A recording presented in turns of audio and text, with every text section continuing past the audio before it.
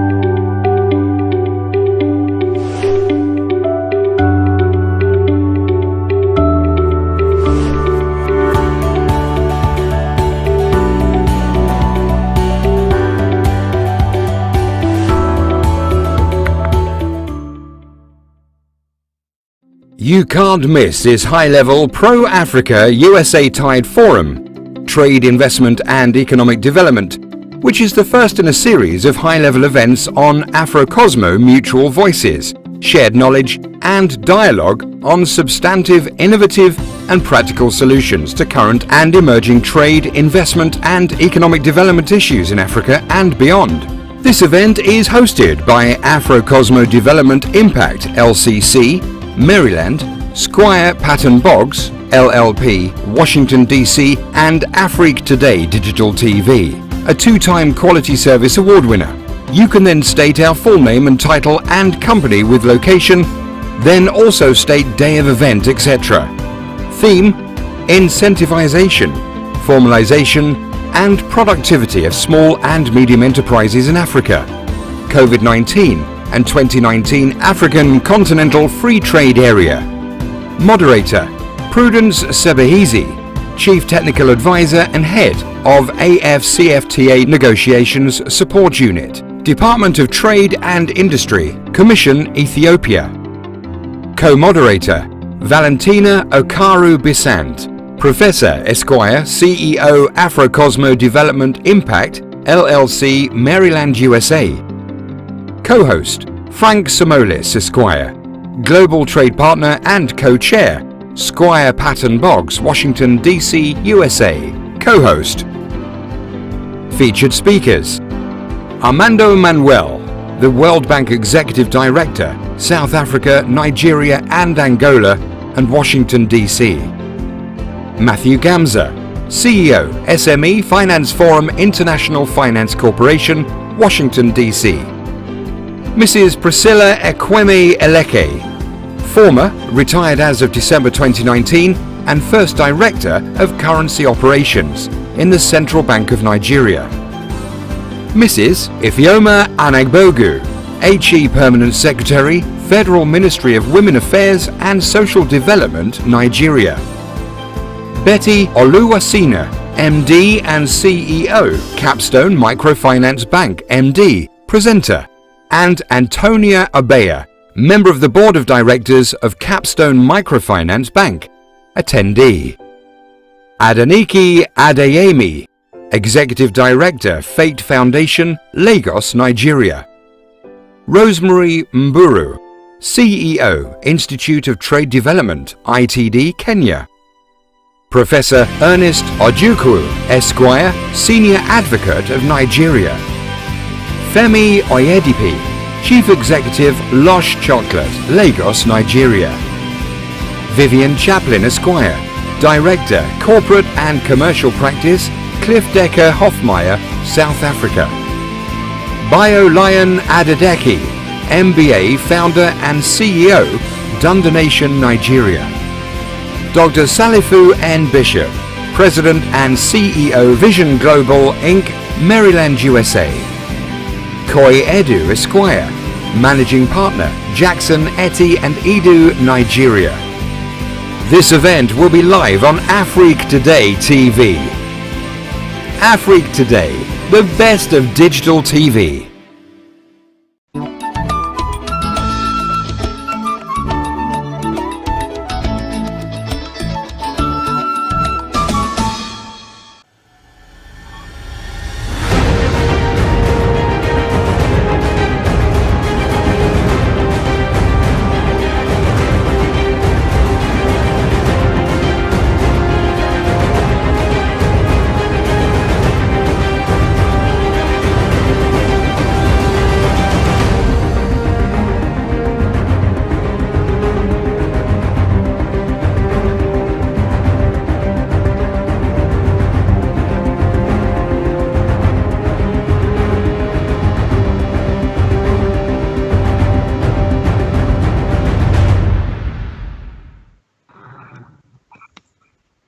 Hello, ladies and gentlemen, distinguished speakers and audience around the globe.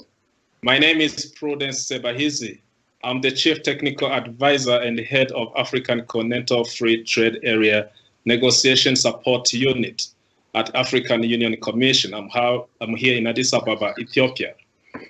I'm joined by my co-moderator, Dr. Val Okaru-Bisant, Esquire, Professor and CEO Afrocosmo Development Impact, Maryland, and her co-host, Mr. Frank Samuelis, Squire, Partner and Co-Chair, Global Trade, Squire Patton Boggs, LLP, Washington, D.C., and Alain-Pierre, CEO, Africa Today Digital TV, Virginia, USA. Welcome you all to our high-level Pro-Africa USA Trade Investment and Economic Development Forum, which is the first in a series of high-level events on Afrocosmo, mutual voices, shared knowledge, and dialogue on substantive, innovative, and practical solutions to current and emerging trade, investment, and economic development issues in Africa and beyond. The objective of this event is to discuss the question, what are substantive, practical, and creative measures to target and support survivalist, opportunist, female-owned small and medium enterprises? The measures include incentivization, formalization, and productivity issues within the framework of COVID-19 and the African Continental Free Trade Area. The format is illuminating lightning talks, and each presenter will have 12 minutes to introduce the topic. And then after all the speakers have presented, we will move on to the question and answer session. In the interest of saving time, we will not read out speakers' bios.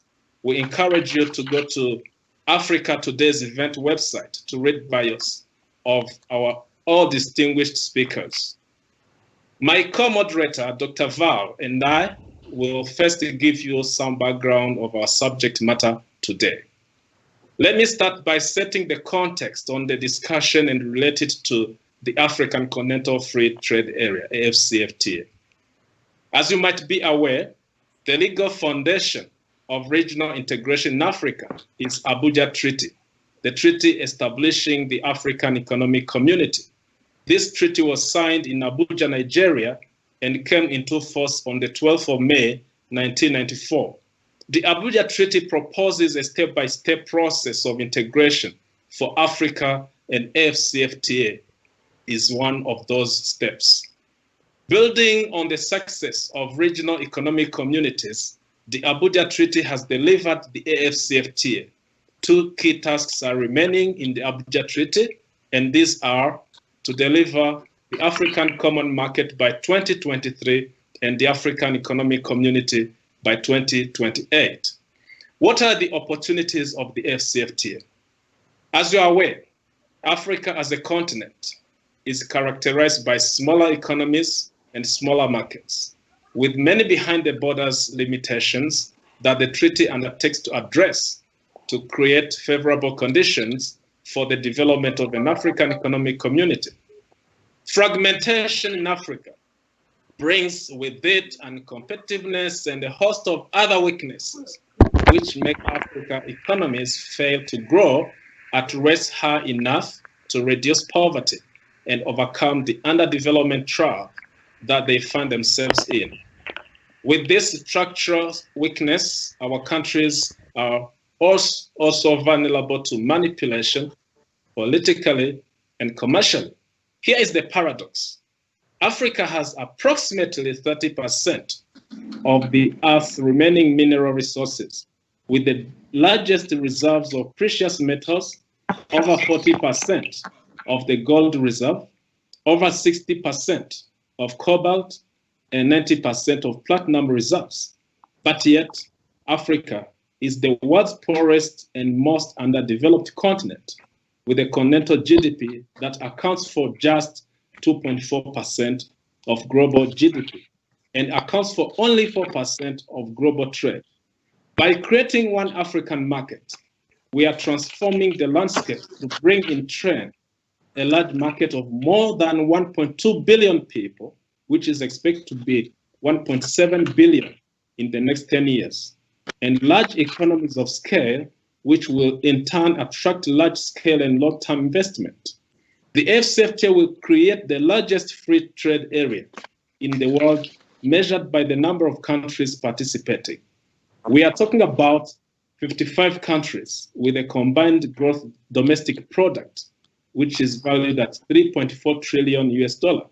Arising from this, the basic incentive for businesses operating in the AfCTA is that they will face huge attractive opportunities. The AfCTA will also contribute to the welfare of people.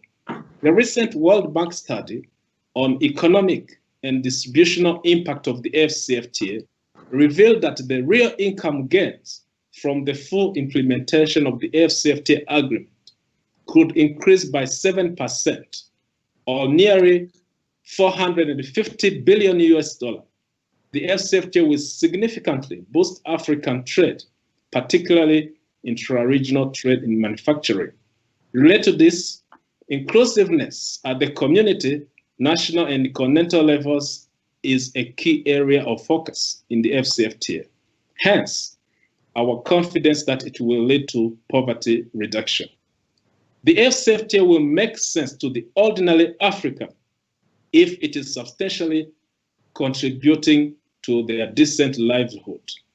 This World Bank study revealed that African women will greatly benefit as they constitute the majority of those engaged in intra-African trade. The AfCTA would increase Africa's exports by 560 billion, mostly in manufacturing, and thus it will spur larger wages gain for women than men. It would also boost wages for both skilled and unskilled workers. The AfCTA will lift 30 million Africans out of extreme poverty and boost the incomes of nearly 68 million others who live on less than $5.5 a day.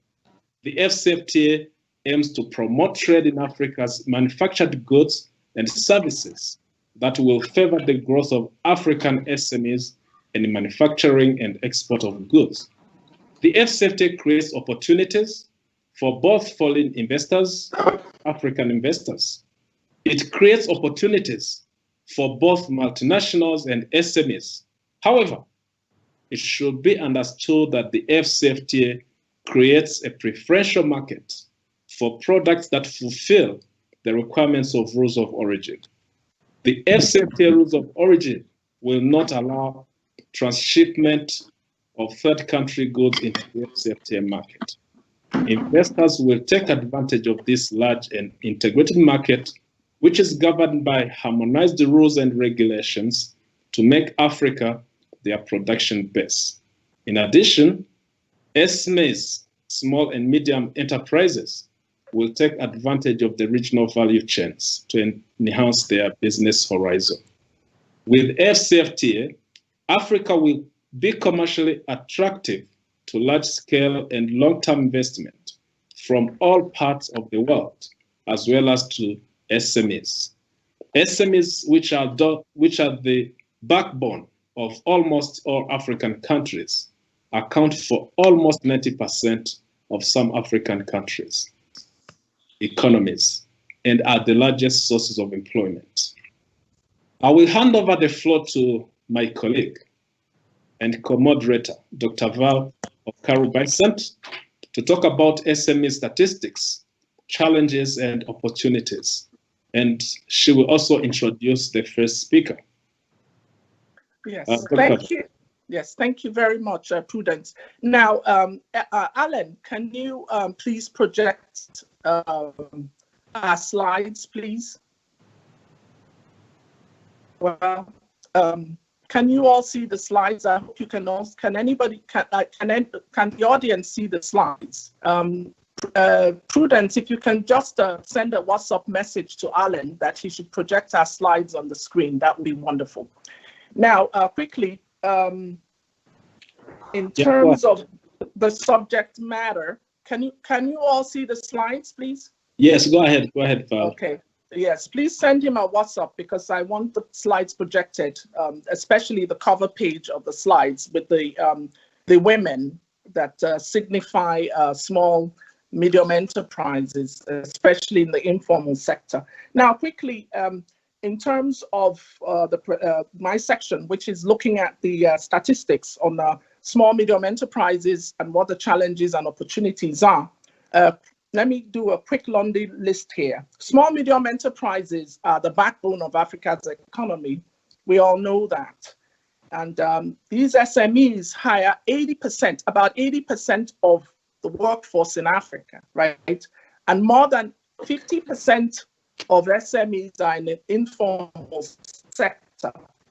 Now, this informal sector raises questions about GDP and formalization issues, which I'll discuss later. Also, only 2% of entrepreneurs have 10 or more workers. That leaves the remaining 98% with just 10 or less workers in most of Africa, right? So you also have a scenario where 50% of SMEs work in the services sector, while only 8% are in the manufacturing. So that raises the issue of skilled versus unskilled labor. Now, the IFC's statistics on Nigeria, for instance, says that 95% of businesses are SMEs, while 65% of businesses in Europe are SMEs. So in terms of comparisons, right now in Nigeria, 41.5 million SMEs contribute only 1% of GDP, while in Europe, they contribute 50%. So quickly, these statistical diagnoses reveal challenges and raise three questions, right? One, why do SMEs contribute as low as 2% of GDP in most African nations? As I mentioned earlier, small, medium enterprises hire more than about 80% of the workforce, yet they only contribute 2% of GDP in those. And the reason is because, as I mentioned earlier, more than 50% of them are in the informal sector, and therefore governments are unable to capture revenues from them, okay? This creates an opportunity to incentivize SMEs to formalize, right? And then the second question raised here is, why are there more SMEs working in the service sector than in the manufacturing sector? The reason is partly because, unlike the manufacturing sector, the service sector can hire unskilled labor, right? Okay, unlike the manufacturing. And this is also partly why the service sector in most African nations are considered unproductive, right? So this challenge also creates an opportunity to incentivize SMEs to be more productive. Now, the third one is, what is the impact of COVID-19 lockdown on survivalist SMEs? And what are possible opportunities of 2019 AfCTA, the Africa Continental Free Trade Area, as my co-moderator eloquently give us a back. So really, COVID-19 and the limited supply chains have worsened the plight of survivalist and opportunist SMEs. It has also undermined exportation of medical and food supplies to African nations. However, the pandemic has also created an opportunity for private and public sector to promote and implement incentivization, formalization, and productivity opportunities for SMEs in the food, medical supply, and other, services. And so my presentation has been brief, and that is why we're here. And with this as a backdrop, I would like to hand over to Mathew Gamser, who's the CEO of SME Forum at the International Finance Corporation at the World Bank. And Mathew? Hey, thank you, Val. Good morning, good afternoon, good evening, wherever you're joining our broadcast from. I'm Matt Gamser. As Val said, I'm the CEO of the SME Finance Forum. It's an entity begun by the G20 countries, managed by the International Finance Corporation, which is the private sector arm of the World Bank. And our overall goal is to help SMEs improve their access to finance through strengthening the capability of the finance industry everywhere to serve SMEs. And I also have the great privilege, it's now almost 40 years that I've had the privilege of working in Africa, and I've done most of my work has been in and around the issues of SMEs in Africa. And I do think, despite the travails that we are currently going through with the COVID crisis, overall, I hope most Africans are very optimistic about what can be happening, not only because of this wonderful new free trade agreement, which is about to come to fruition, but also because of some other trends that have been happening already in Africa that, if anything, COVID, while it's a terrible thing, is accelerating. And let me talk about what I mean. So let me first explain why I think Africa's SMEs, in addition to what the speakers have said, are not doing as much as SMEs in some other parts of the world to contribute to productivity and the macroeconomy. To me, it comes down to two things. It comes down to the too great prevalence of cash-based enterprises in Africa, and the too great prevalence of unstructured supply and distribution chains. So more simply put, most African entrepreneurs are doing business, whether they're buying or selling or making, as far as they can shout, because they're not in any other structures where buyers, sellers, partners, investors can find them. And that makes it too expensive. When you're not in a structured chain, when you're analog and not digital, to use a 21st century term, it's too expensive to be found. But even before COVID, this was starting to change. And why is it changing in Africa? And why is it possible that we may see a huge leapfrogging in Africa in the coming decades? I think it all comes down to the mobile phone and its amazing penetration in all 55 African countries. Africa has a young population, and this is its strength. People like me, mobile phones, I'm still a little bit uncomfortable with my mobile phone. That's not true of young Africans. They've embraced mobile phones. Virtually every African, they may not own one as an individual, but they have access to a phone. And not only do they have access, they use it, and they use it very aggressively. And they use it aggressively, and I don't say that in a nasty way, I say it in a positive way. They're not only just using it to talk, they're using it to trade. They're using it, even before we had mobile money wallets, people were trading airtime in order to buy and sell from each other. And they just thought that was the most natural thing in the world, because even before that, there was never any shortage of entrepreneurial spirit and resiliency in Africa's sectors. I mean, and I might take a little bit of issue with some of my own World Bank data. We say that it's too much services and not enough manufacturing. In Africa, we classify most of the juakali, that's in Swahili, the out in the open air market, manufacturers as service because they're doing something in response to demand. But they are manufacturers, and you watch them change what they do on a dime to respond to market opportunities. Now, the combination of using the phone so that they can, and especially if they can use smartphones and set up web-based commerce, they can tell people what they do. And buyers can tell them what they want. And that natural adaptation that's been occurring when people were physically going to markets can now occur in a much broader area. And that is going to open an amazing amount of doors, because I think we've already seen the latent potential, but we have not had the connective tissue. We've not had the infrastructure for these markets to connect, whether within countries or even more, with even more potential across countries.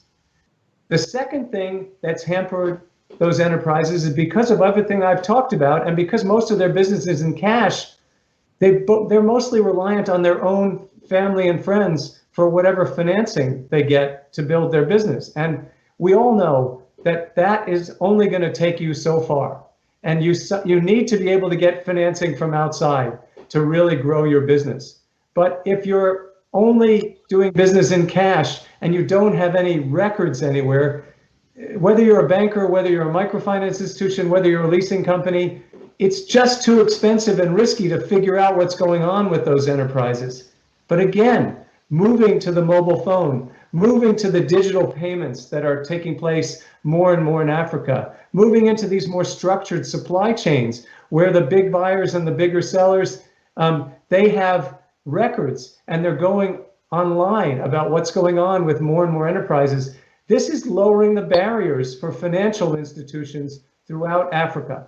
And you're seeing African banks, particularly African banks, not expatriate banks, jump on this and build new products and services. They're in the early days, but the growth rate is really astonishing.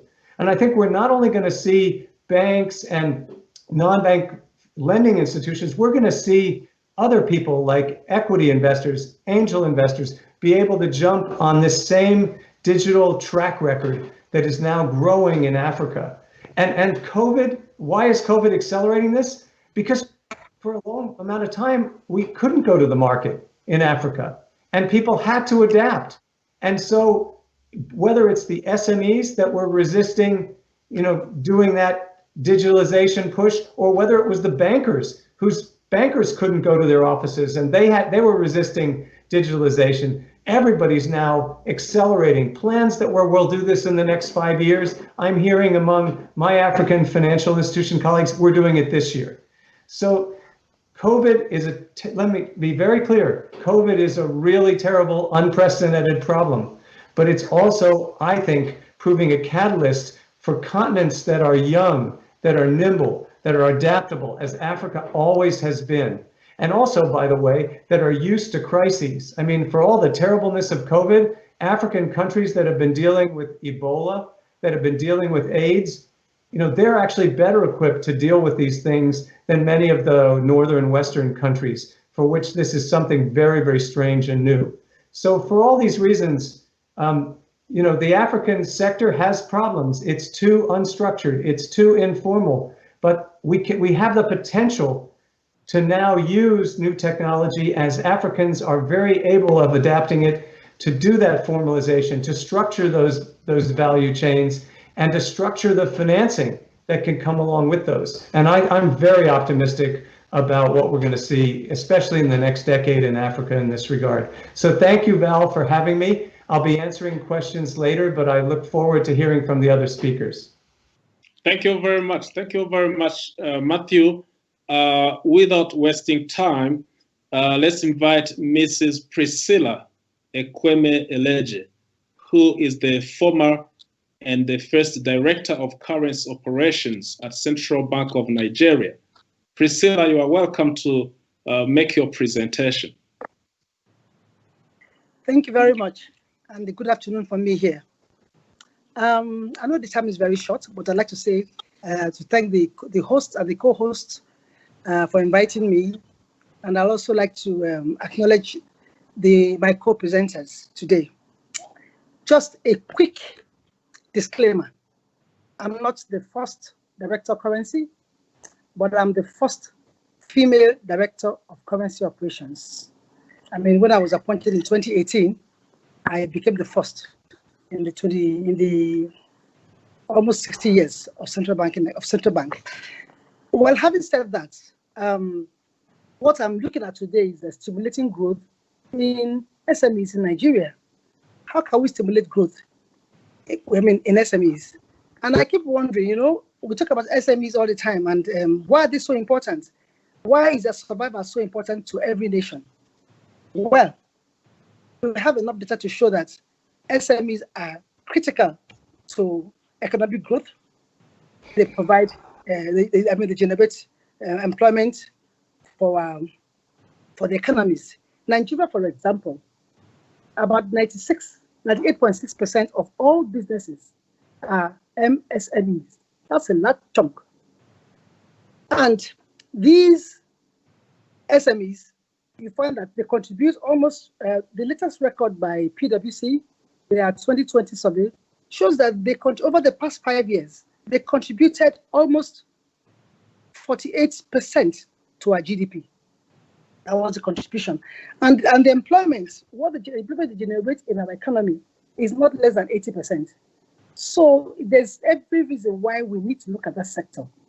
I don't know, but I believe the same goes for other countries. But in Nigeria, we really do need to look at this sector. Now, the sector has its own challenges.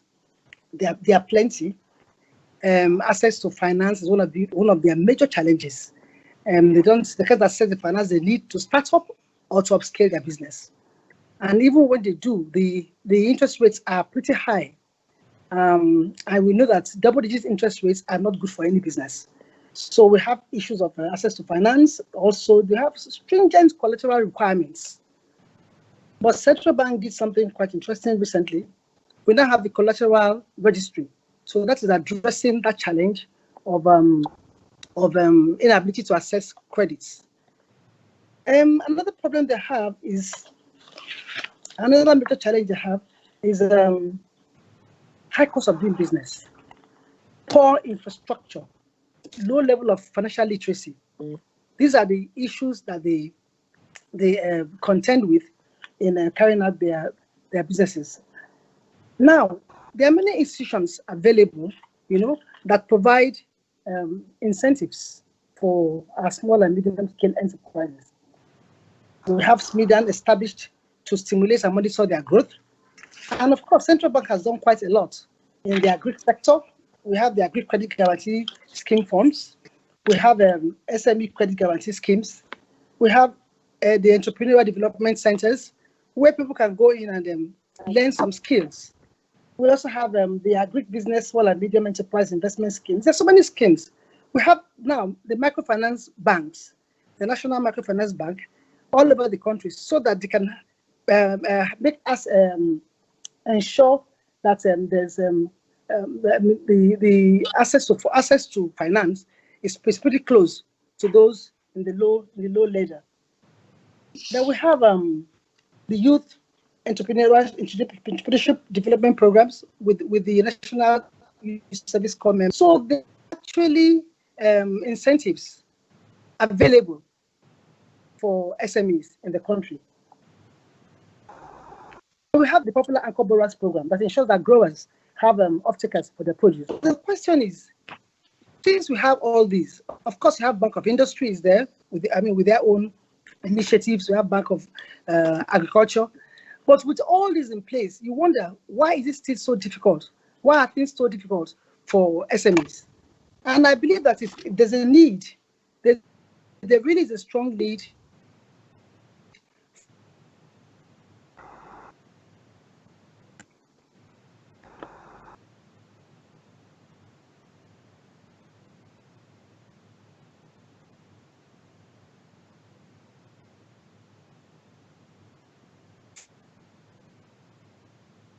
for more awareness. About 51% of the Nigerian adult population are women, they're female. And 41% of these are what? They don't have access to funds. So it's important to look at that area because 23% of women, of all the businesses in Nigeria, 23% are owned by women. That's a small percentage for a group of people who have the good reputation of paying back their loans. A group of people, a segment of the population that is known for for plowing back their earnings into their families and into the economy. It's important for us to look at that sector and see how we can upscale their business. Then I want to talk about the opportunities. Are there opportunities? Yes, I believe that there are opportunities, especially during this COVID, the COVID area. COVID threw up quite a number of opportunities for us in the economy. But before then, we know that I believe that the number of institutions that can provide support for SMEs are a lot.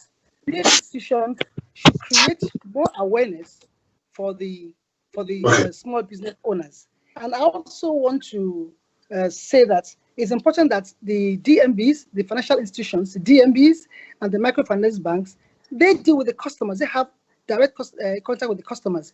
They should sensitize these customers and disseminate information on these opportunities to the customers. Most of the time, they don't even know what is available. Okay, or you tell them, oh, there's an opportunity here. They have no idea. So they need to know. They don't know about having collateral registry. They do not know that if you do not have you don't have fixed assets, that you can actually use your mobile assets, okay, to gain finance or credit from banks. So these are information that they need to know.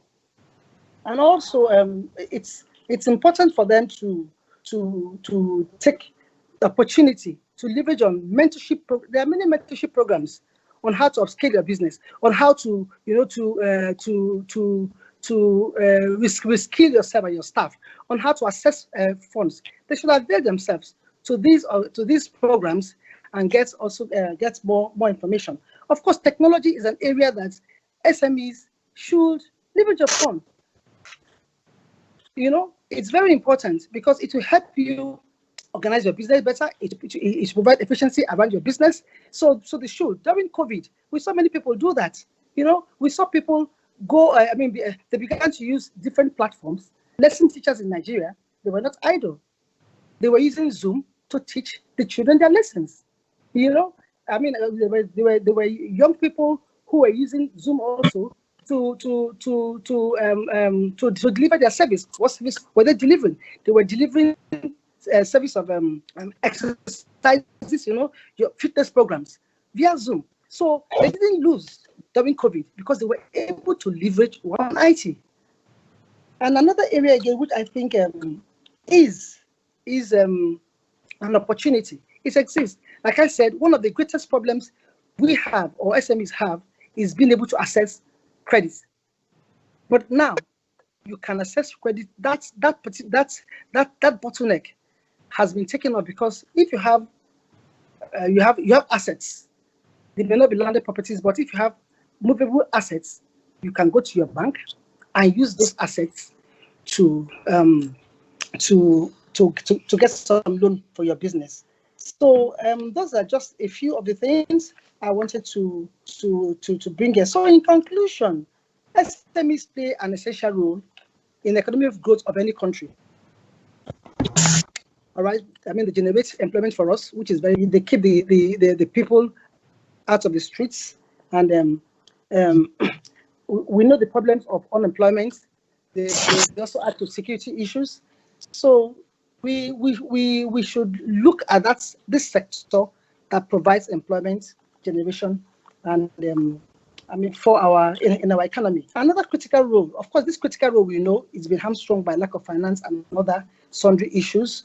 We should look at that. And but I'm saying that despite this challenge, there are opportunities exist right now in the SME sector, and therefore is a critical need for the relevant stakeholders to create more awareness about all the different SME empowerment schemes, especially those for businesses owned by women.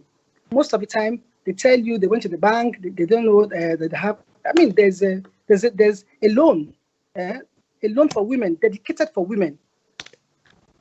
the micro, small and medium enterprise loan fund, they have 60% of that 220 billion was dedicated for women. But they need to know that that amount of money is available, and they know, and also know how to assess these things. So I believe that it's very, very important that stakeholders create awareness of the different empowerment schemes that they have. Thank you so much. Thank you very much, Ms. Priscilla, for a very good presentation and for keeping time. I will now invite the next speaker, Mrs. Ifeoma Anagbogu, sorry. She's the Permanent Secretary of Federal Ministry of Women Affairs and Social Development in Nigeria. Honorable Ifeoma, you can go ahead and make your presentation.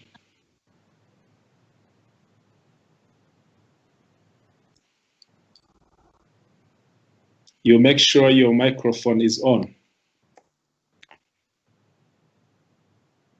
Good afternoon, and thank you. Good afternoon, everybody from Nigeria, Abuja, Nigeria. And thank you for inviting me to participate in this event. Please, if you can turn your video on, please. Can you hear me? Yes, you make sure your video is on. Yes, my video is on. Yeah, we can hear you. Can you see me too? No.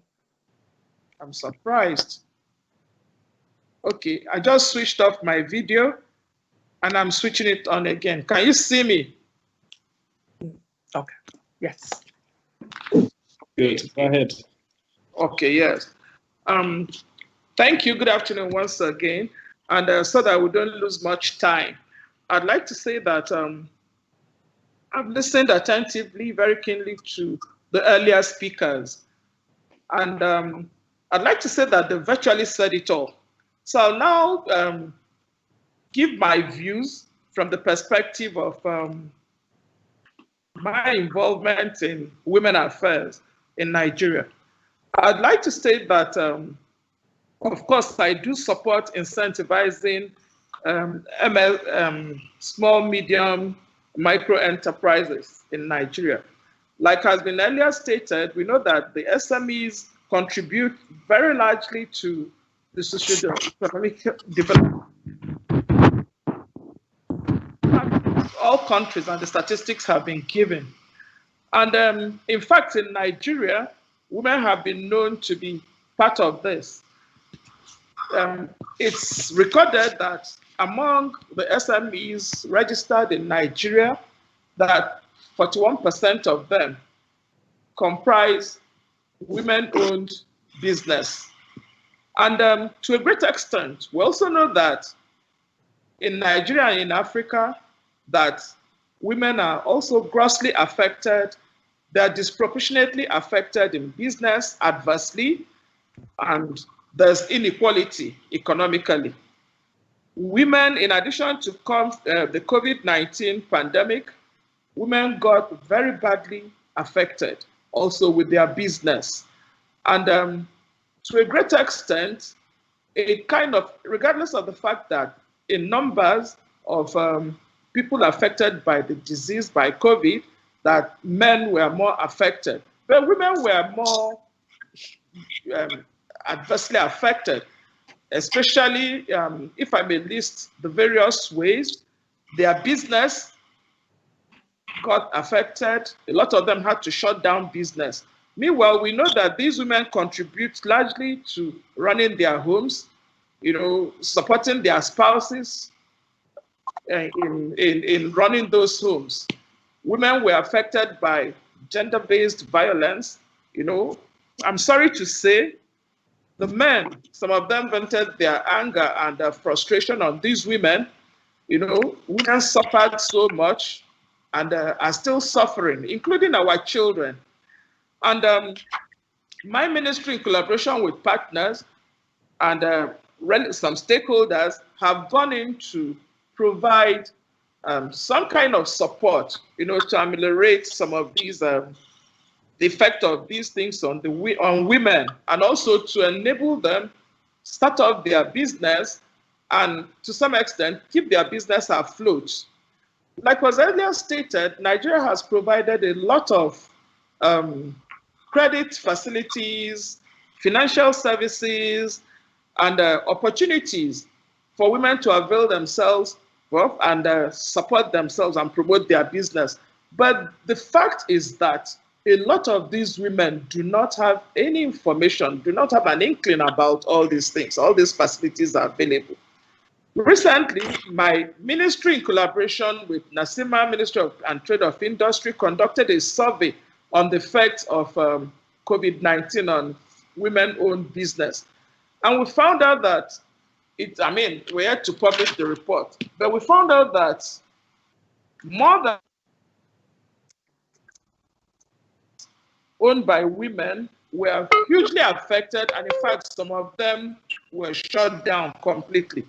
We also found out that with the things put in place to support these women, we found out that women, I'd mentioned it before, that women are ignorant of the available facilities.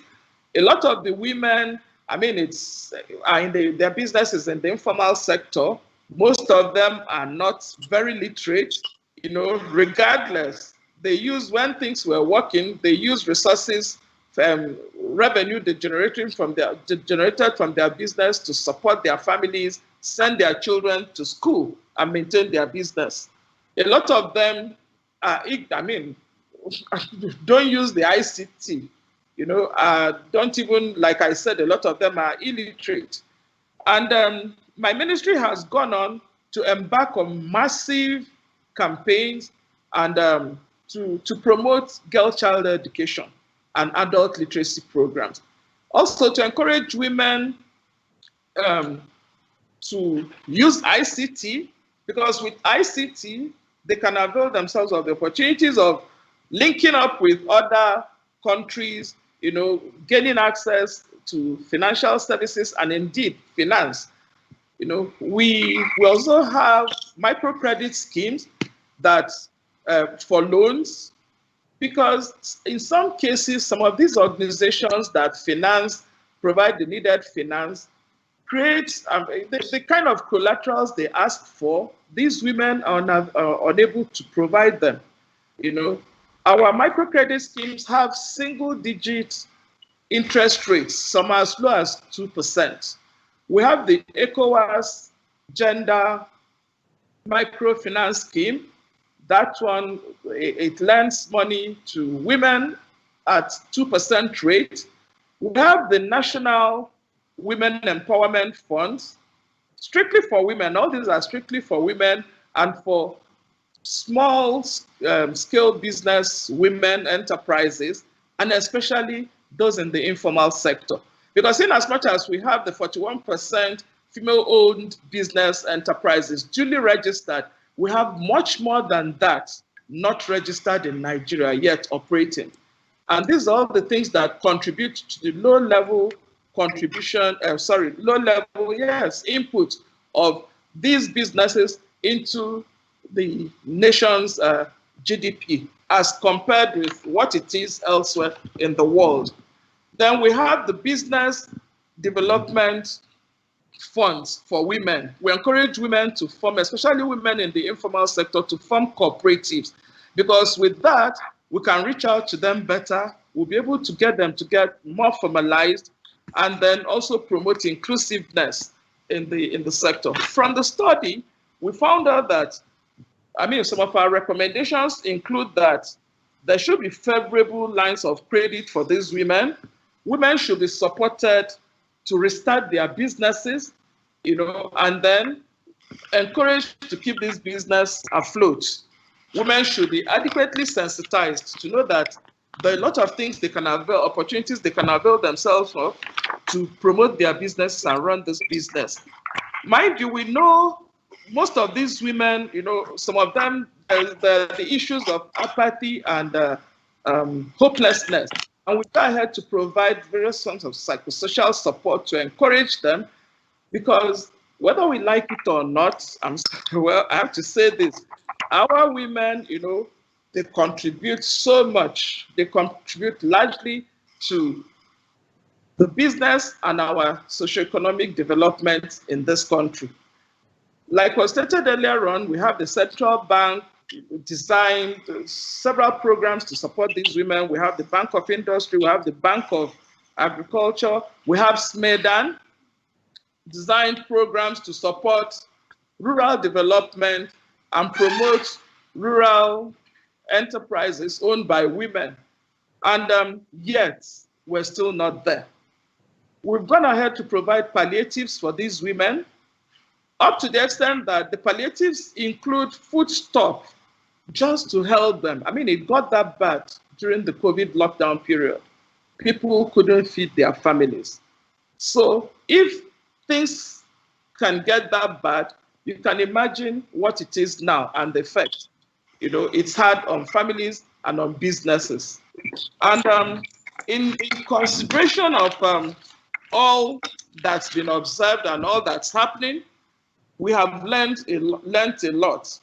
We have learned a lot from our experience in the provision using financial and non-financial mechanisms to incentivize females in SMEs. You know, and these include, I mean, shares of bonds, reserves, and savings. You know, tangible and intangible, through intangible and intangible mechanisms. Among, I mean, if I may state, if I may say that. And we've also found out that women are known to repay their loans. Women are known to manage their finances and funds better. Women are known to care more for their families. Women invest less on human capital, which may not be the best for the informal sector. We know that they've been able to manage their businesses with that. Women are known to engage both skilled and unskilled labor to promote their business and yet have desired results at their level. And of course, there's a need to incentivize them to scale up. There's a need to incentivize them to get more aware of what's happening in their operating environment, operating space, and then to also help them advocate for better access, improved access to finances and financial services. We must also work to reduce the challenges we've encountered. And like I stated earlier, illiteracy and, unfortunately, religious and cultural factors in the country, and I know elsewhere in Africa. Thank you. Let me stop here and then wait for questions, because most of the things I would have said have been said by the earlier speakers. Thank you so much.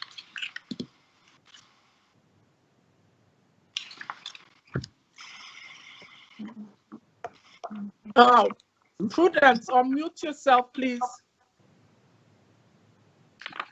Thank you very much, Ifeoma, for a very comprehensive presentation, which has enlightened us with the incentives and what the government of Nigeria has been doing to support SMEs, especially those which are owned by female. I will take this opportunity to thank the previous presenters and ask my colleague, Dr. Val, to introduce the following speakers. Yes, thank you, Prudence. So we have the next speaker, Betty Oluwasina, who is the MD of, or the Managing Director of Capstone Microfinance. Betty, please, can you present? I think I see Betty. Yes. Can you see me? Well, I see your name, but can you switch on your video? Yeah, my video is on. Oh. Betty is on, please. Betty is on. You live, Betty. You can speak. Okay, Betty. Okay. May I go on? Yes, you can, please. Okay. Thank you. Thank you, moderator. Thank you for introducing me. My name is Betty Oluwasina. I say good afternoon from Nigeria here, and probably your good morning there and elsewhere in the world. I'm the founder and CEO of Capstone Microfinance Bank. It's a state-owned microfinance bank. And going from what the other speakers have said, is practically said everything you can know about MSMEs from Nigeria. We are talking about SMEs here.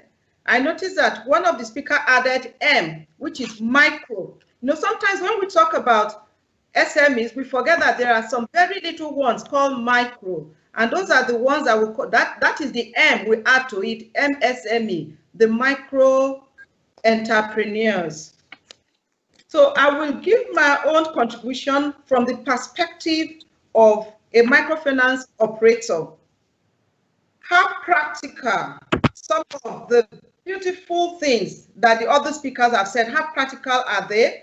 Have they really helped the women, the female entrepreneurs? Have we seen the effect of the operators of the female entrepreneurs from what the other speakers have said? We all know that MSMEs make large contributions to our economy, the Nigeria economy.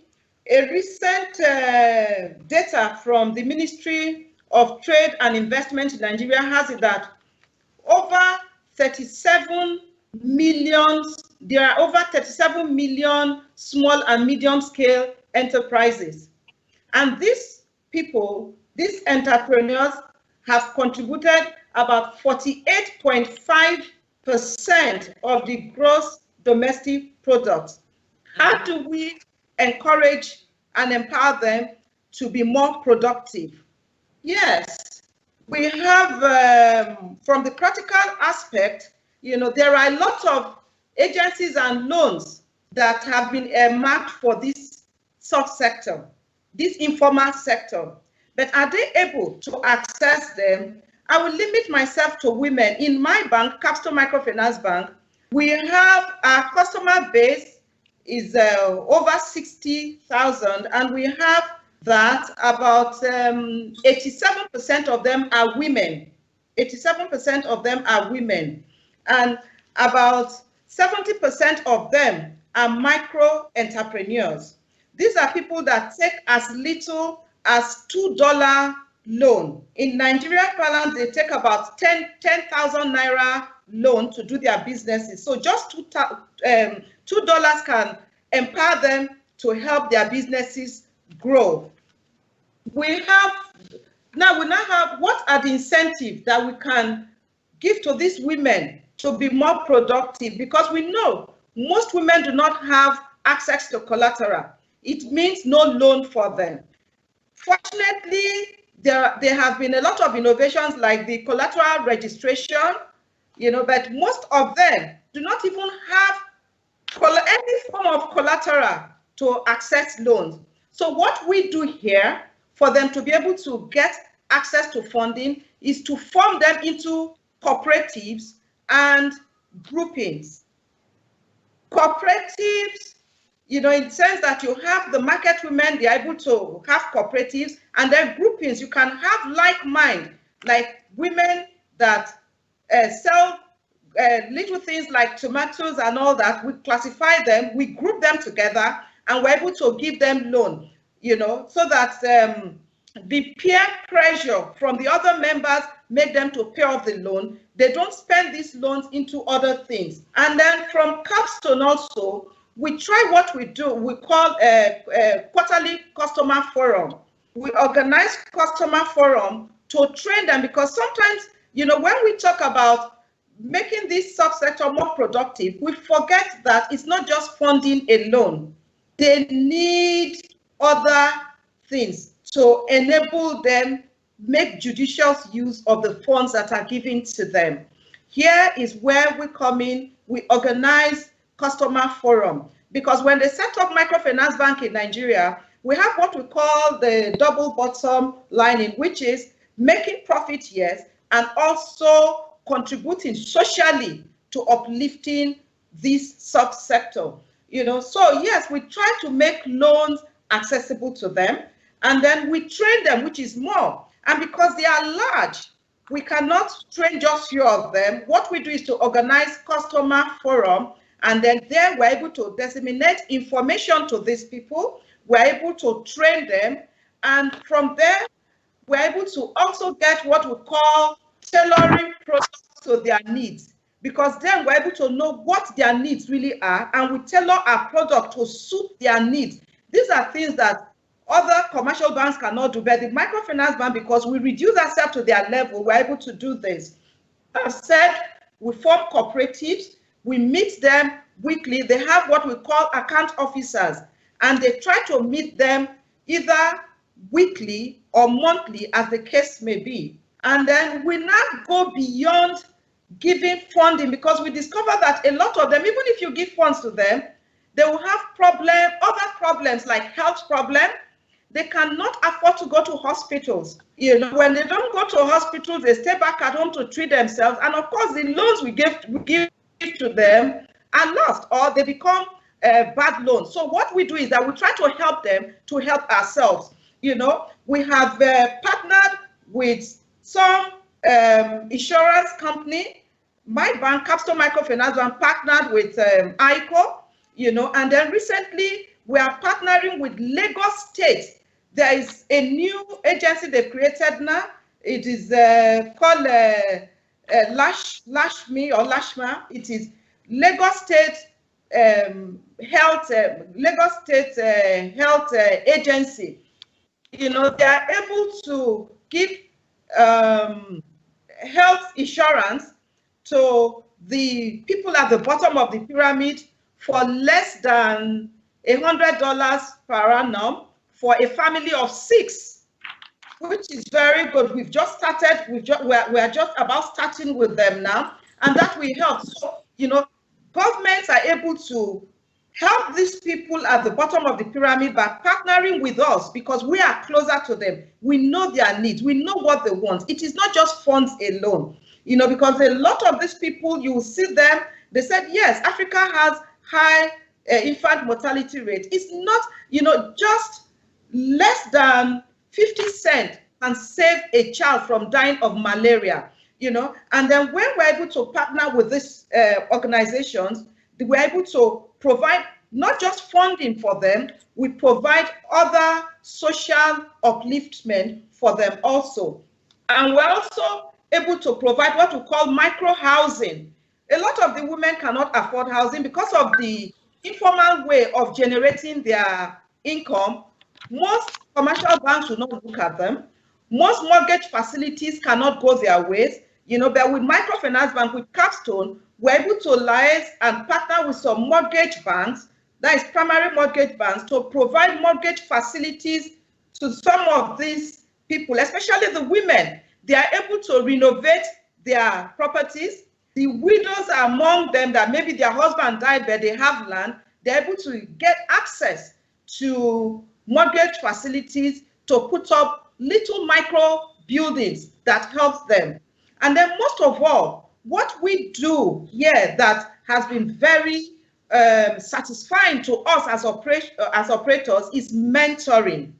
A lot of these people do not know what to do. They have the idea, they know what to do. Yes, you can say they do it in a crude manner. They want to access funds, they don't know how to go about it. So how do you do it? We train our staff who go out there to meet them and then train them and explain to them. And you'll be amazed. Some of them, when you want to give them loans, they want to start by taking probably $500, you know, to start with. That is about 200,000 Naira Nigeria currency. You know, but we discover that if you give this money to them, they have other, not just wants now, they have other needs that require these funds. So what we do is to ensure that they start from the minutest of loans, you know, which is about $2. That is just 10,000 Naira. And you are amazed that the tomato seller in the market that borrows 10,000 Naira for, that is $2 for a month, is able to turn this money around about 3 times just with $2,000, you know, and we encourage them to save also. no matter how small, we encourage them, even if it is just 50 cents to save, we encourage them to save. Just 100 naira they save every day, and you are amazed how much, they would have saved at the end of the month, and then building their saving culture, because these are people that do not have enough money to take care of themselves. How would they have money? How would they have money to save for business? So that is what we do here. The other speakers spoke about accessibility to various funds of the government.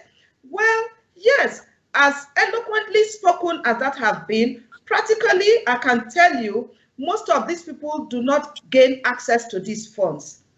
Microfinance bank operators, we too do not get access to these funds, because if we approach BOI, for instance, to get facilities for these people, we are made to put down collateral, get bank guarantee. If to bring bank guarantee, you must put cash-backed collateral to the banks. If we have such collateral, why would I go to borrow this money? I might as well give it directly to these people. So that there's a major problem with microfinance bank operators to get access to funds to give to these people. So what we do, we rely on our saving customers, we rely on private placement from people that trust us enough to place money with us, and of course, if they leave the commercial banks to come to the microfinance bank, they expect the risk to their fund is high, so they expect high interest rates.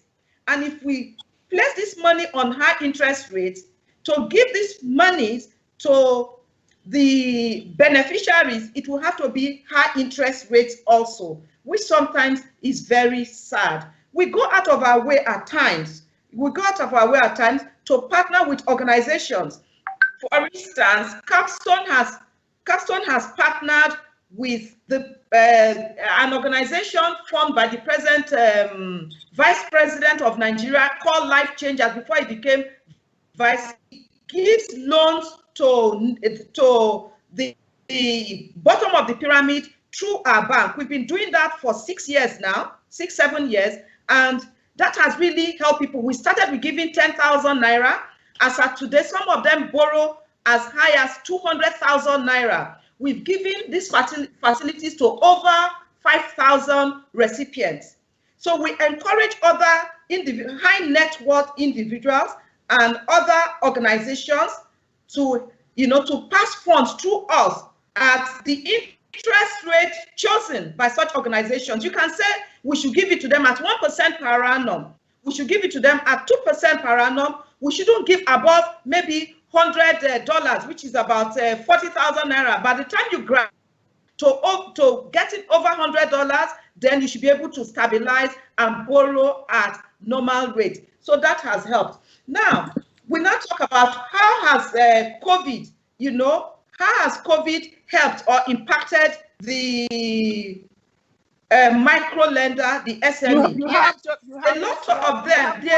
Betty, you have 1 minute left for the next speaker, please. Yes.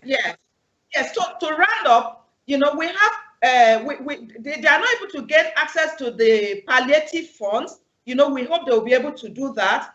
A lot of them now have embraced digital banking. For Capstone, what we did, we started giving loans. We have loan apps. We have savings apps. So these people that initially did not have anything to do with digital banking have started embracing it. So this has really helped the female entrepreneurs. Yes. Well, to round up, we look forward to equity and angel investors, like the other speakers said earlier, that will really impact, giving financial access and also lifting them socially. Thank you. Thank you so much, Betty, for a very good presentation. And we'll have the Q&A later. Now, our next speaker is Femi Oyedipe, and she's the Chief Executive of Luscious Chocolate, Lagos. Luscious with an L-O-S-H-E-S, chocolate. Thank you. Thank you. Hello, everyone. Distinguished speakers, ladies and gentlemen, moderators, and our guest audience. Can like you please switch on your video, please? If it's on, I don't see it. Thank you. Okay, is it on now? It was before. I saw you, but I don't see you anymore. Prudence, can you see her? She's on, please. Yeah, Okay. continue. Okay, thank you. Okay. Okay, am I on right now? Yes. Yes. Yes. Thank you. Thank you. So I'm Femi Oyedipe, the CEO of Luscious Chocolate, and I titled my presentation "The African SME Ecosystem," still based on the topic of discussion. Now, it has been overemphasized with a large body of literature that outlines the important role the SME sector plays in supporting economic growth. In Nigeria, SMEs are defined as businesses with a turnover of less than 100 million naira per annum, or less than 300 employees. A lot of the distinguished speakers that have spoken earlier have channeled most of their discussions to micro informal enterprises. But I would like to focus a bit more on the small and medium scale enterprises. So these enterprises also form a backbone of major developed economies because they are contributors to employment, innovation, economic and export growth. This is fundamentally the case. However, this sector suffers a great deal due to informal and informal structures that we operate in. So take, for example, according to a recent report by the IFC, in South Africa, it is estimated that the total SME market accounts for about 5.78 million, but only 14% of this sector is formalized. This limits the sector's potential to contribute to employment needs in a real and sustainable way, with only a few medium to large-sized enterprises having the capacity to employ more people. A report by the Nigeria Bureau of Statistics provides that unemployment as of Q2 2020 in Nigeria is 27.1%, and yet our GDP is about $448 billion. This was given by the World Bank. SMEs have contributed about 48% to the national GDP in the last 5 years and 7.2% in export growth, which is a total number of about 41.5 million. This includes SMEs and, the small, medium enterprises and also the micro enterprises. But out of this amount, only 0.19% takes up the small, medium enterprises. So SMEs account for about 50% of these industrial jobs and nearly 90% of the manufacturing sector in terms of what we have currently. Though this is significant in terms of growth in this sector, but these enterprises are faced with many challenges, quite similar to other countries and their counterparts in Africa, aside the peculiar nature of Nigeria. Now, financial access is the single biggest hindrance to both the development of new SMEs and more to growth of existing ones. It is estimated that SMEs account for 90% of all businesses in Africa, and the formal SME sector has an annual financing gap of over $136 billion. This is a report by the IFC. In addition, there was an article I came across which is on developing Africa through effective social responsible investing.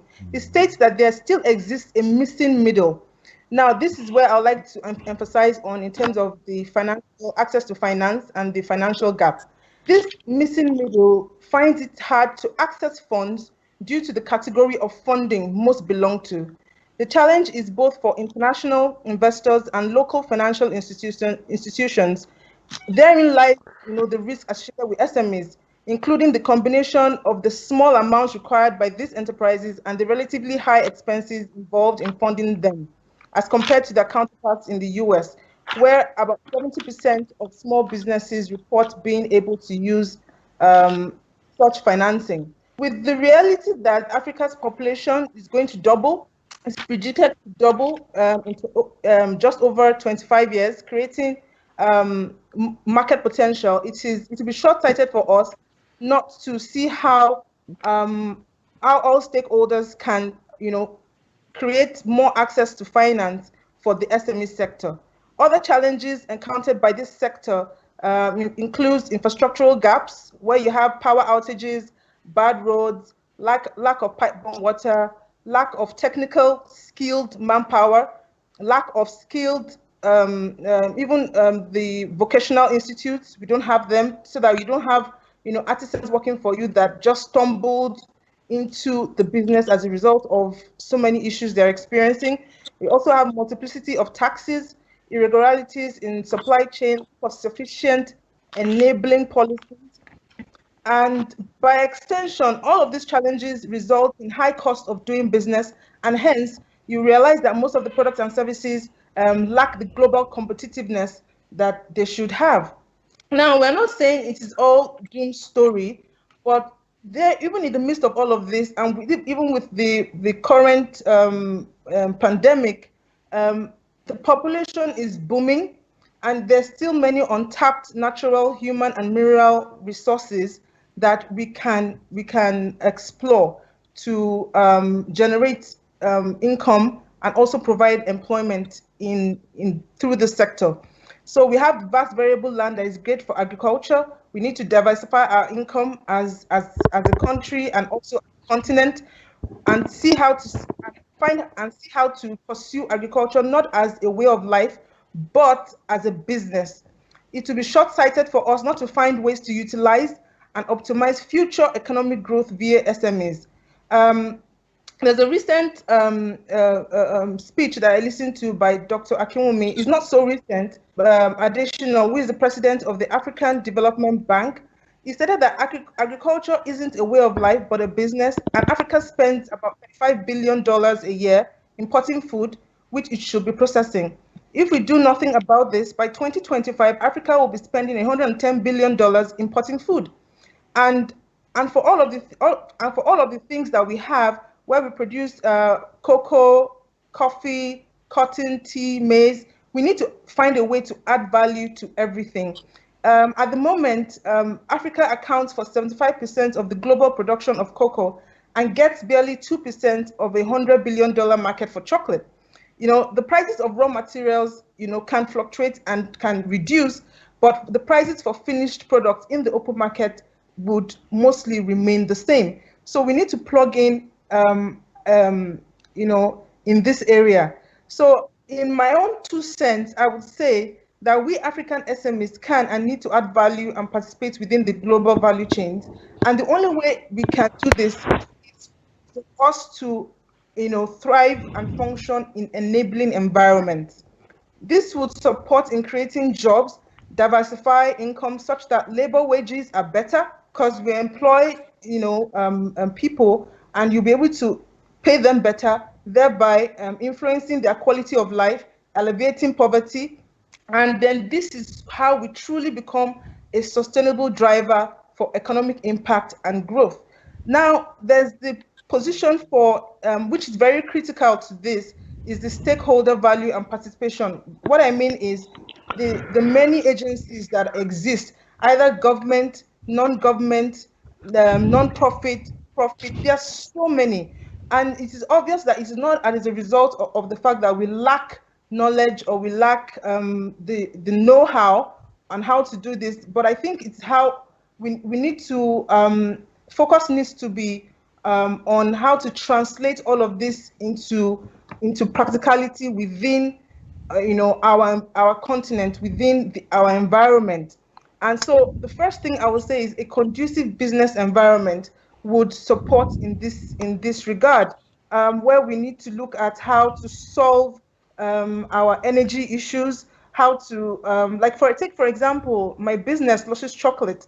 I process locally sourced cocoa beans that we source from the southwest of Nigeria into chocolates for packing, for the baking industry, drinking, and there's a stage in my business where I need to grind for a minimum of 36 to 48 hours to get the chocolate to a fine consistency. This is good practice for any chocolate maker. So there's no shortcuts here, but you can imagine the amount of energy, the amount of power that is required to do that. That in itself would impede even new entrants, coming into wanting to do what I do, because they're thinking, okay, how do I surmount this? So amidst of all these challenges, Luscious Chocolate has been able to, exist and thrive But for us to, push more SMEs to go into manufacturing, like Val had mentioned that it's about 8%, therein lies the enabling environment. Okay, and then also that we need to come up with more policies that create, that encourage local production, because when you encourage local production and you create enabling environment. You have just 1 minute, please. Okay, before the next speaker. Sorry. Okay, and that's fine. We don't have a time management thing, so that's the way we're going to do it. Okay. So yes, so it helps in terms of local production, and therefore even what is being produced in Nigeria, in Africa, will be able to compete in terms of competitiveness, in terms of quality, pricing, availability, accessibility, etc. So in conclusion, SMEs are very important, but we need to collectively act with common interests to ensure that SMEs thrive within the African continent. Obviously, using trade alliances like the AfCTA has developed. Thank you. Thank you so much for a very good presentation. And our next speaker is Koye Edu. I think he's there. Koye is. Yes, I'm here. Koye, okay, wonderful. And Koye Edu Esquire is the managing partner at Jackson Eti and Edu in Lagos, Nigeria. Thank you, everybody. It's a pleasure to be here. Good day to my fellow participants, moderators, and members of the audience. So first of all, my lawyer and me, I'm going to work on the principle that the people out there are my clients and they have a problem I need to resolve. And from listening to the speakers today, you can see that there are a few issues here. The first one that's clear is that there are various definitions of SMEs, and in Africa, I think we struggle because that definition in dollar terms is getting smaller every time. It's getting smaller. If you use 300 million in Nigeria, you're saying the business is less than $1 million, so it's getting smaller. So that's something that is a problem because in terms of it's a new world, it's a global village. And I'll be telling my clients that you really want to be playing in that space because it's getting smaller. But the truth is that there are two issues or a few issues I'm hearing today. One is informal. How do we get people out of the informal to the formal? And the people in the formal, how do we let them grow their business? And the truth is that if you're in the informal, why should you move to the formal? That's the first question you ask yourself as an SME. Why? You're going into the tax brackets, you're going into the regulator brackets. They are so nervous to move from the informal to the formal. So whilst you might think you're being nice and telling them about all the policies, if you don't deal with the soft issues and explain to them the real benefits of moving from informal to formal, that SME is actually not interested in moving from the informal to the formal. So I think the first challenge is, how do you bring those people from informal to formal? Because it's an ecosystem and there's a network effect.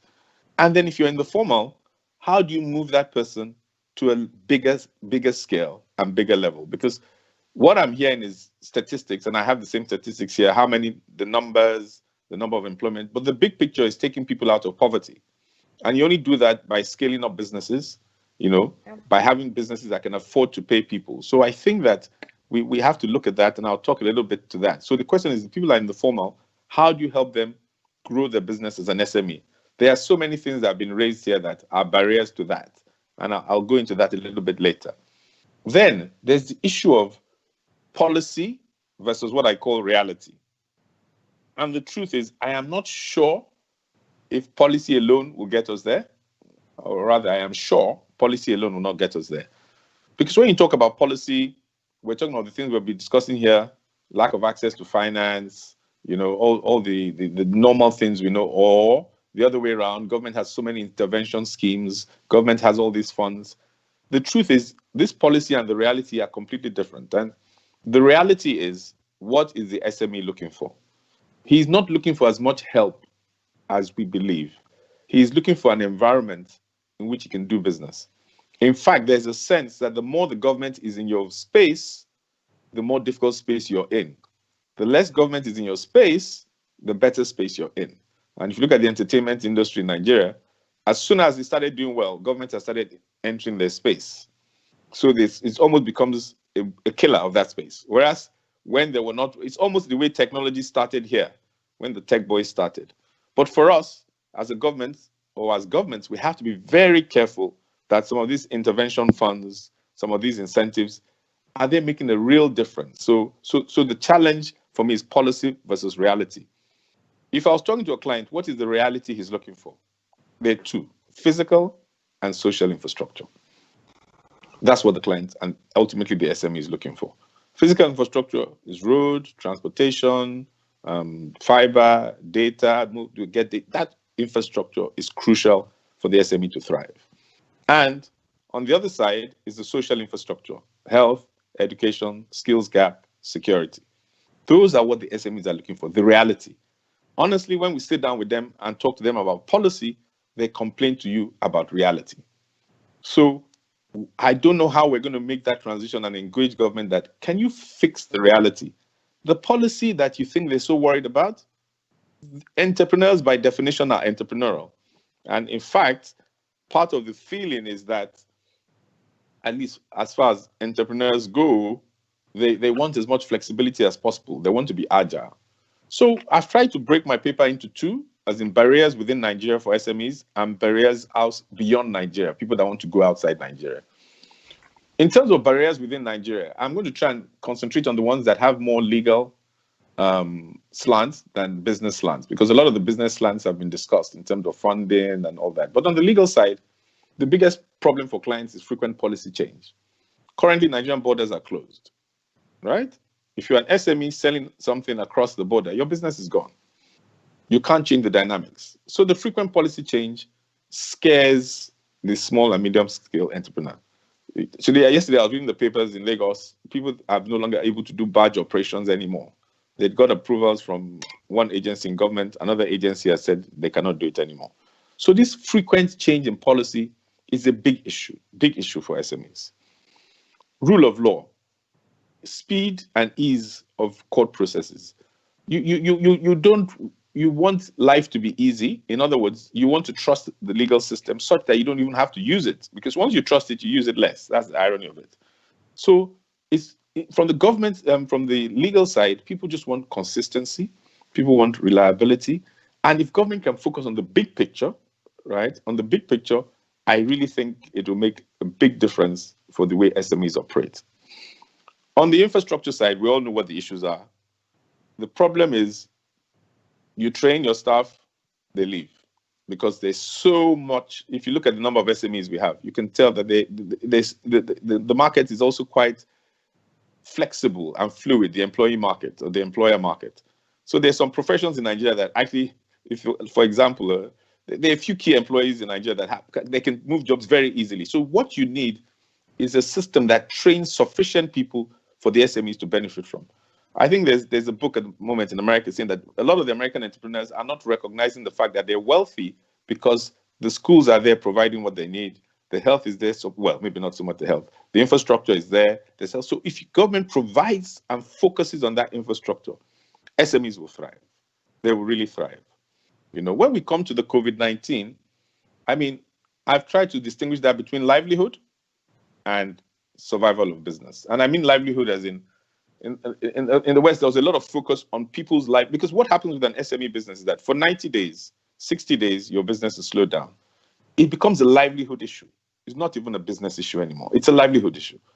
Ironically, they may even be counter-cyclical. Their businesses may even pick up quicker than the big businesses, because some of them don't have high cost structure in terms of the business. The problem is that the livelihood during that period would have severe consequences.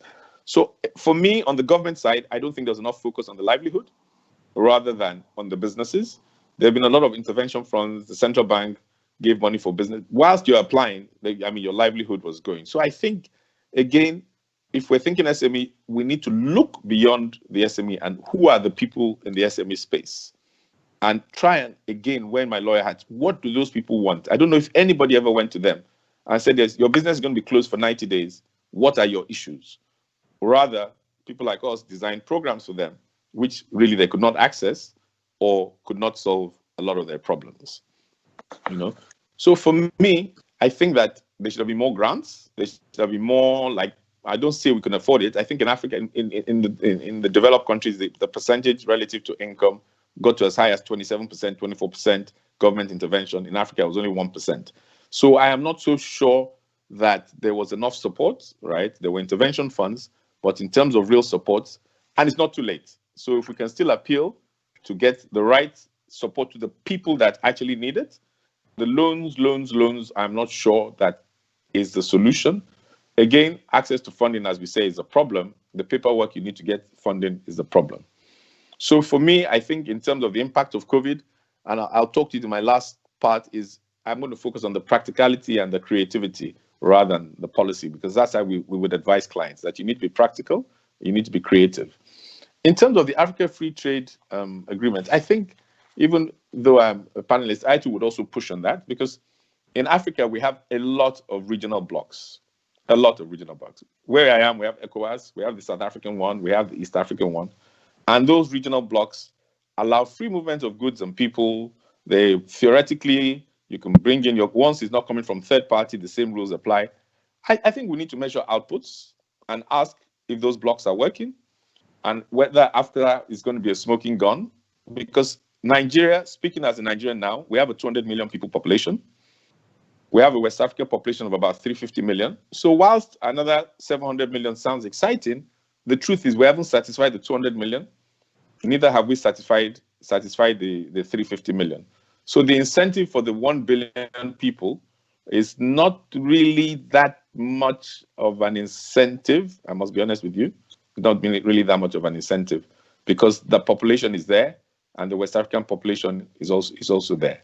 So I think that for AfCTA, it would be nice if we can discuss a little bit more on that, as to how does it really create more opportunities for the SME in terms of Nigeria I'm talking about. Maybe some other countries that have smaller markets, it may be significant, but in terms of Nigeria, I don't think the Nigerian SME, I again advising a client in an SME space, tell them to focus on your locality first. Focus on your locality first, right? If you cannot thrive in your locality, you're unlikely to thrive outside your locality. So I've tried to sort of look at the barriers beyond Nigeria. And some of the barriers is just that there's a sense people have whether there's a friendly legal and regulatory environment in another country they want to go to. They don't have awareness of even the process of going to other countries. They don't have the market information. And most people know that when multinationals go to a new market, they pay for market information. So you really have to find a way to give them that information without spending too much money. Because typically, that's why people like me are in business. Anytime somebody is coming into a country, they go to both the accountant and the lawyer and the consultant, and they get a whole wealth of information before taking baby steps. So for now, to encourage people, even if it's just purely from an export perspective, people are going to struggle to understand how to go about it. There's also cultural issues. A lot of, as a Nigerian, we know that it's not so easy to leave the West African continent and say you want to go and conquer in South Africa and whatever. So there's a lot of people are a bit.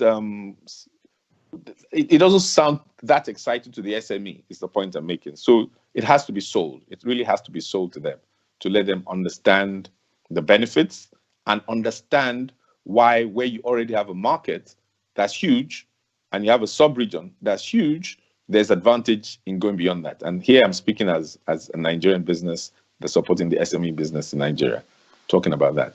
So in terms of how do SMEs survive, we've spoken about some of them. The government has done some good things. We need to say that. These policies are good. There's some new tax incentives. The businesses that have low turnover, the percentage of tax rates has come down. You know, we have targeted intervention funds from the CBN. People have spoken about that. We have interest rates.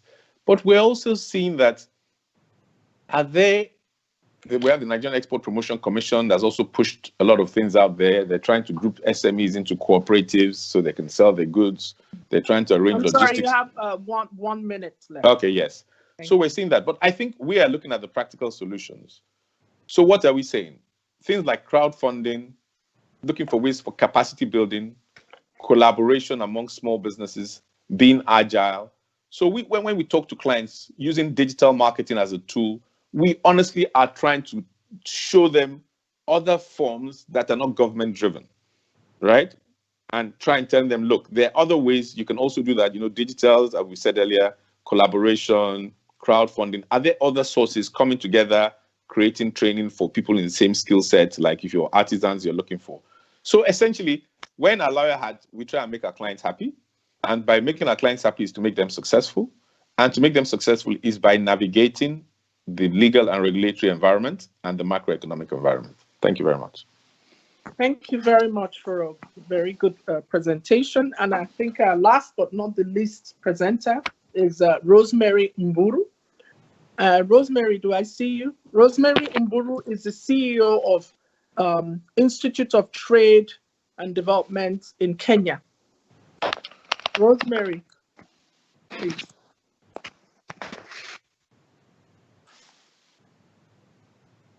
Rosemary, can you turn on your, unmute yourself, please? Alan, is she there? She's here. She's alive. Okay. Oh, Rosemary, can you unmute yourself, please? Thank you. Yes, that's what Okay. Hello? Hello, Rosemary? Can you hear me now? You're very far away, but can you maybe make your volume a bit louder? Okay. Thank you. Hello? Okay, can you hear me now? Yes, yes, but I can't see you, but you know, that's fine if you can. I'm somewhere at the corner, I'm there.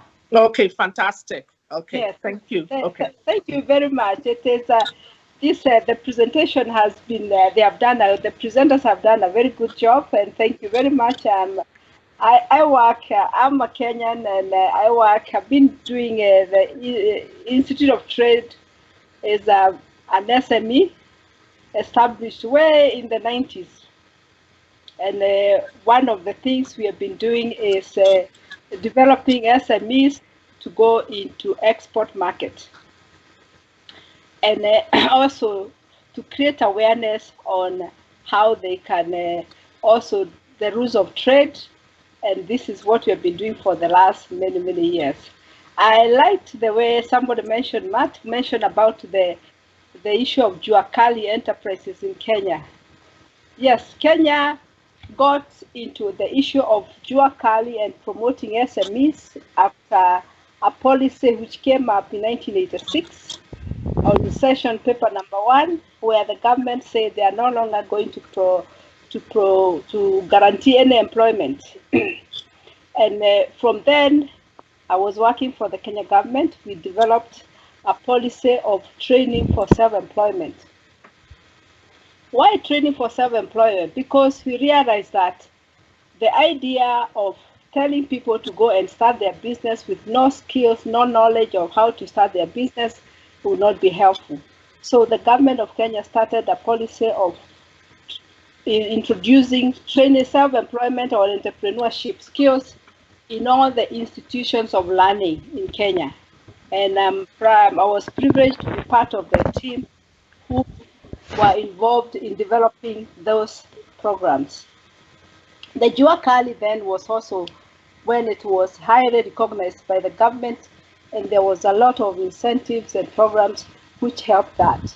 And these are some of the issues we can also share for other African countries to introduce, if they have not introduced, entrepreneurship training all the way from the primary school to the university level. There's a little bit of training for every level there is where they can understand. And this has really helped improve on entrepreneurship in Kenya. In Kenya, you find that the legal framework, that we have all kinds of institutions and legal institutions where there's a lot of support for SMEs. We have cooperatives, we have small groupings, informal grouping by private sector, and there's also a lot of policy issues which have also supported the SMEs, and especially in the cross-border trade. We have a program which is what is called Simplified Trade Regime within the East Africa, where we have this Simplified Trade Regime has enabled informal traders to join what you are calling the formal EAC commerce through the use of Simplified Certificate of Origin, which allow importation of up to goods worth $2,000 duty-free. A trader can cross the border several times as much as long as they bring in goods worth $2,000, and the goods originate from East Africa, they meet the requirement. There's no taxation on that. So these are some of the formalization which has been done by the government for the cross-border traders. And you find a lot of the cross-border traders, most of them are women, and most of them would be going through the rivers, crossing the rivers so that they don't get to, they hide from the customs and other officials. And as a result of that, a lot of them were losing their life. And this is why this simplified regime was introduced in 2007 to help the traders cross the border, bring their goods without a lot of hassles. The other policies which the government of Kenya has introduced is what you're calling giving the SMEs or the women, youth, and disabled persons a 30% opportunity to sell to the government. A 30% of any government procurement is allocated to the women, youth, and the disabled person. And this has also promoted a lot of SMEs. In fact, you find that a lot of women now are doing road construction. They are maintaining roads, and this is very interesting in that. So the SMEs have really grown, and this has really encouraged a lot of people to get into employment. The same thing what I have just mentioned about the education on entrepreneurship. This has created a different mindset in Kenya, where people don't just think about getting employed. When they don't get employment, they move to starting their own business. And because they have some basic skills, they are able to run their small business in a number of ways. We have lots of banks also who are providing funding for SMEs. And I think the biggest challenge now is what we have is the issue of some of the support which have been mentioned by the other speakers, like the infrastructure. We still need a lot of infrastructure, especially in the rural areas. A lot of infrastructure, the roads are not there. So we find that a lot of farmers, they are now small enterprises, they cannot get their goods out of where they are producing them because the roads are not there. The roads are not adequate. We have poor roads. We have sometimes we have no electricity, health facilities, even clean water, clean potable water is not available. So these are some of the things we need to develop. These are some of the areas we need to develop in developing the rural infrastructure mainly. The other challenge we have, or the other policy which need to be developed, is we have a lot of small SMEs who are taking their goods to the export market. But one of the challenges we have is not the market. It is lack of adequate supply structure for most products and services, which is the same case I would assume in most African countries. They go look for market, but when they come home, they cannot supply the big orders. Why? Because there is not adequate order. And I'll give you some example. We have some cases where we have orders for coffee. You get orders for coffee to supply 20 tons per week. For Kenya, we don't have that kind of coffee. In Uganda, they get coffee. They get orders for goats, to supply to Saudi Arabia for 3,000 goats.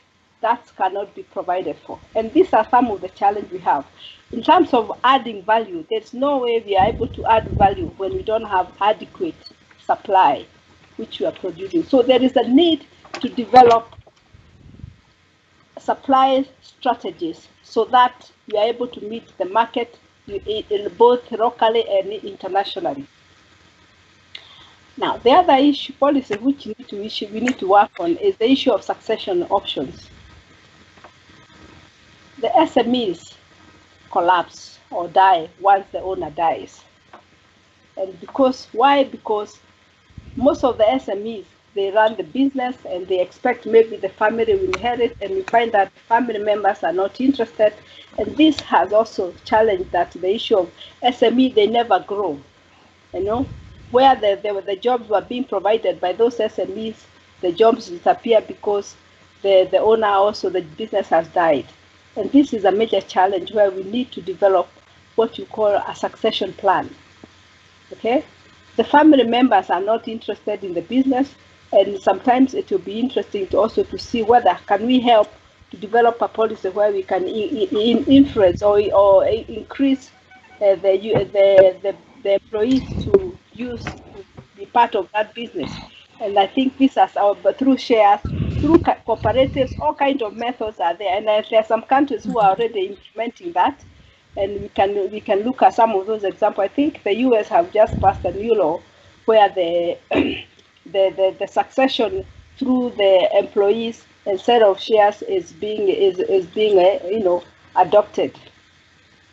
What am I saying? In conclusion, I'm saying SMEs are saviors of Africa. They create jobs, they develop the continent. So our main objective is we should develop these SMEs. We should help them become bigger and big business. And I'm happy that this program has initiated this discussion, and I hope that it can be taken further. And I also hope that other countries can also share their experiences and also see how can we change Africa. How can Continental Free Trade Area agreement change Africa through the SMEs? On COVID issues, there are a lot of, it has affected a lot of business. A lot of businesses have closed here in Kenya. But on the other hand, there's a silver lining. A lot of these small businesses have moved to developing new ways of doing business. We have something called the M-Pesa in Kenya. It's a transfer of money through the phone, and this has really helped in terms of paying for services which are being used for paying for online services like delivering of goods, delivering of food produce. A farmer doesn't have to move away from where they are. They have the market. When the market is identified, they just deliver the goods through what you are calling the borders. You know, the motorbikes. The motorbikes has really helped to do the distribution of goods, and the farmer just give the motorbike and pay through the M-Pesa. These are some of the silver lining which has come up from the COVID. So without saying much, I would like to say thank you very much for this opportunity. I hope we can share more and also answer questions when the questions are asked. Thank you.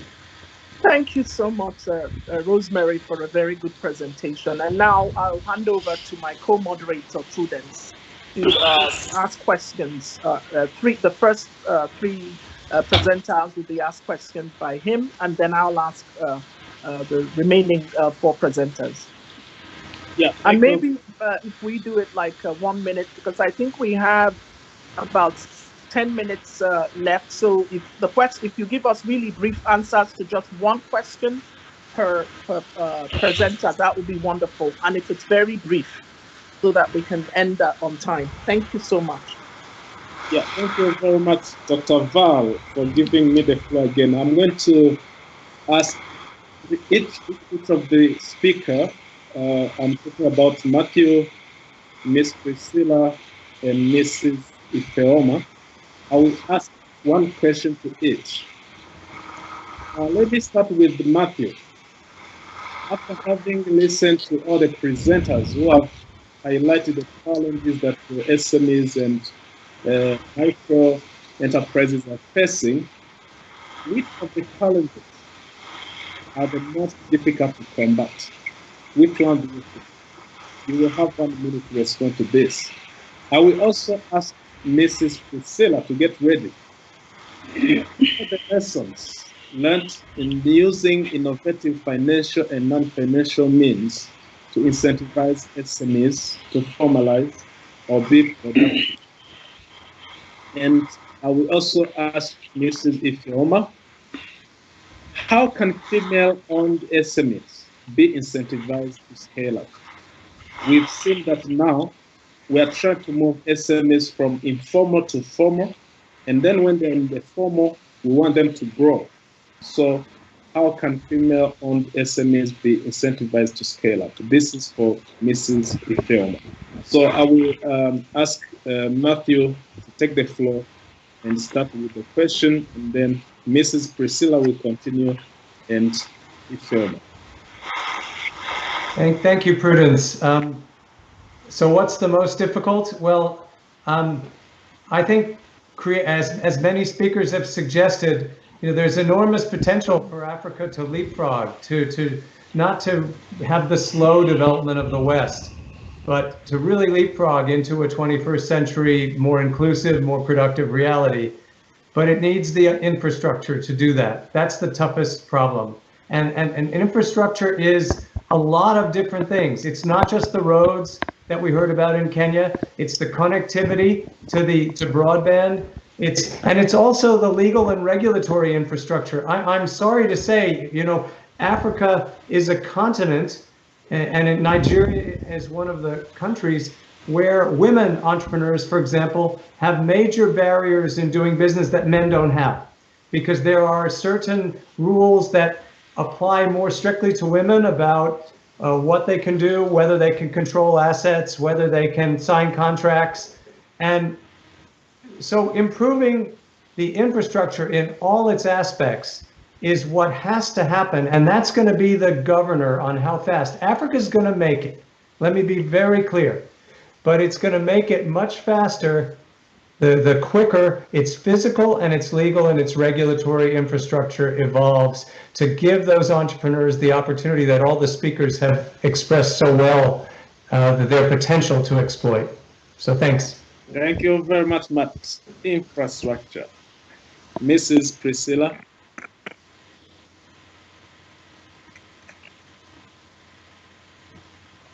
Priscilla. Priscilla, make sure that your mic is on.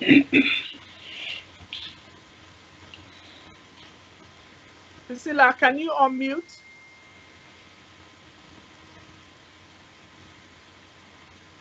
Oh. Should Ifeoma be ready? She can proceed first. Ifeoma, are you there? Alan, are they there? Oh, I'm here. Okay. Yeah. Yes, Ifeoma, you can go ahead as we wait for Priscilla. Okay. I'd like you to repeat what you said earlier on, please.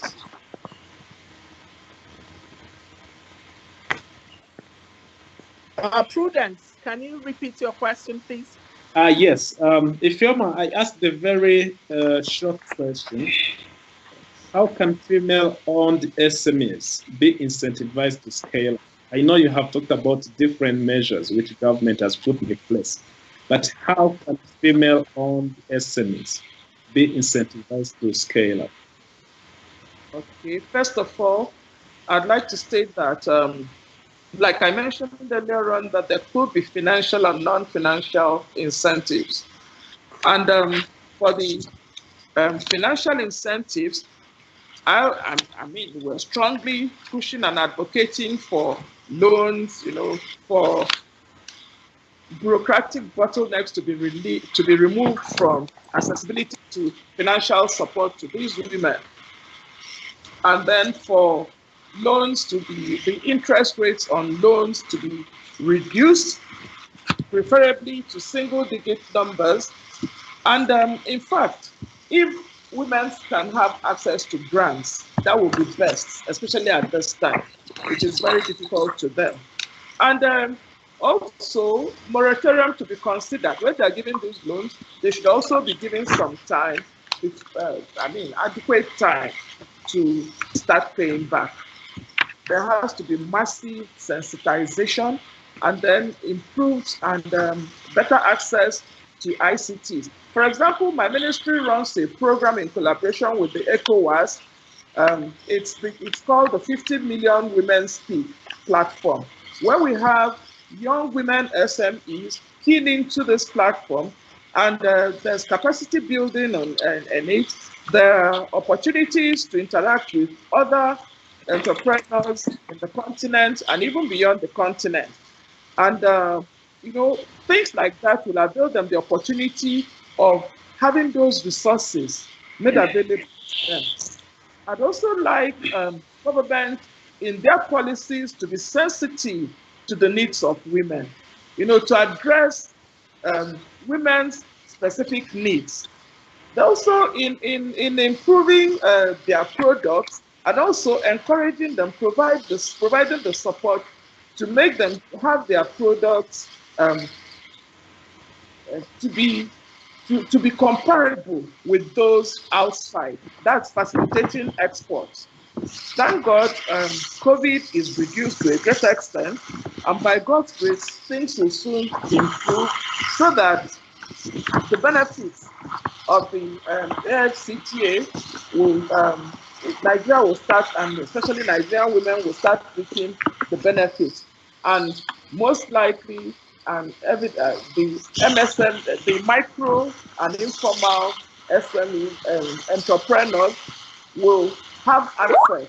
Like somebody stated, why would they want to be formalized? The issue of taxation should also be considered for these women.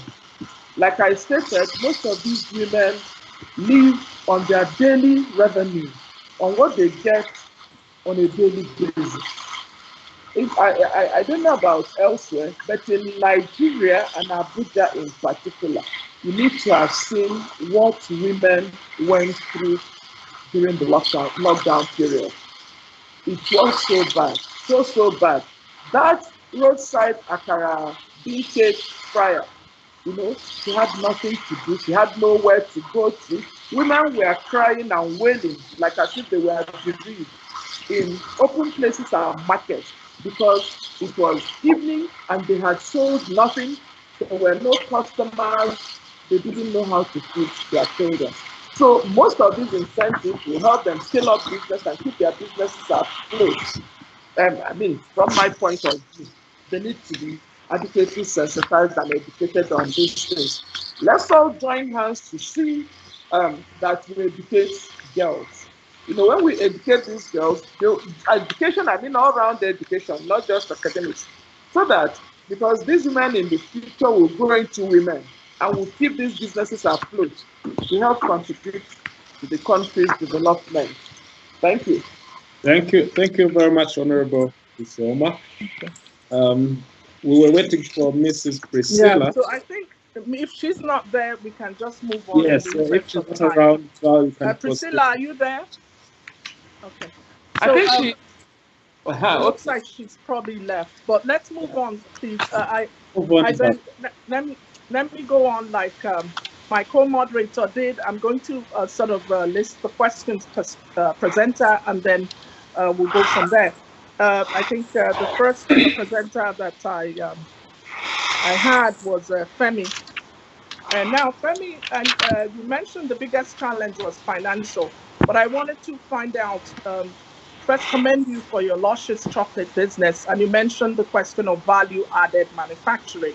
What you're doing with chocolate from cradle to grave, turning primary products into finished products. So the question for me, given the exigencies of the AfCTA that has been ratified, what are your plans to other African countries? And maybe just one sentence, you plan on expanding to other as you scale? Are you planning to scale up? And linked to that is Koye's business. He's a law firm managing partner, and Koye linked to Femi's question. The question I have for Femi on the question of scaling up, and because that's in terms of creative, non-creative, or creative financial mechanisms. Yes, finance is a challenge, but there are other ways, mergers, acquisitions, your business could scale up, whatever. So are there plans in the horizon for you to do that? And then linked to that is based on your business, Koye, as the managing partner of a law firm. This is an emerging area. I know you mentioned, Koye, that why would, business, an SME want to go to a next door neighboring country? Because of course we have large economies of scale in terms of the consumer base in Nigeria, but there's a comparative advantage to going elsewhere. There's also, large economies of scale, taking advantage of other countries and what they have to offer and what we have to offer them. But given the exigencies of AfCTA or even COVID or just SMEs, period, and this is an emerging area, how is your firm targeting those survivalists? I would call Femi's SME and even Bayo, who's coming on later, opportunist SMEs, the survivalist ones. I put in the question of legal aid. Do you have a legal aid department? Do you do pro bono to support those really micro ones? Like, and that this leads me to the question with Betty. The capstone. Betty is there too. So Betty, you're the capstone microfinance. This is leading me on to you now, because Betty handles the really micro small businesses.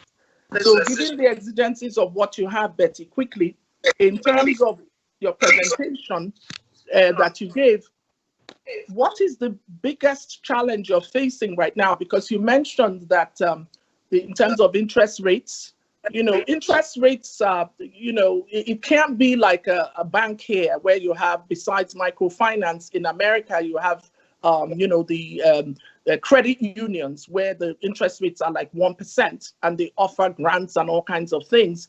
So how are you overcoming that aspect in terms of the financial, providing to the needs of those really poor women? I know you gave a very good presentation about, giving them support in addition to just financing. But are there possibilities, other areas that you're looking at, like fintech or like factoring, those additional creative financial mechanisms that are there? Okay, now I think I have one more. Rosemary, too, eloquently. I'm very pleased with all the speakers. Really, this is very exciting. Now that leads me to Rosemary too, with your presentation. What is the lesson learned from all this support that your organization has been giving to SMEs in Kenya? Kenya is somewhat ahead in a way, textile industry and all. I know this focus mostly on food, and we have, so what is that one thing that's the biggest lesson? Okay, so please, everybody, just one sentence, because I think we're like 5 minutes. We can at least start at 11, end at 11:10. Okay, thank you so much. Okay. So I would go first. Yes. Okay.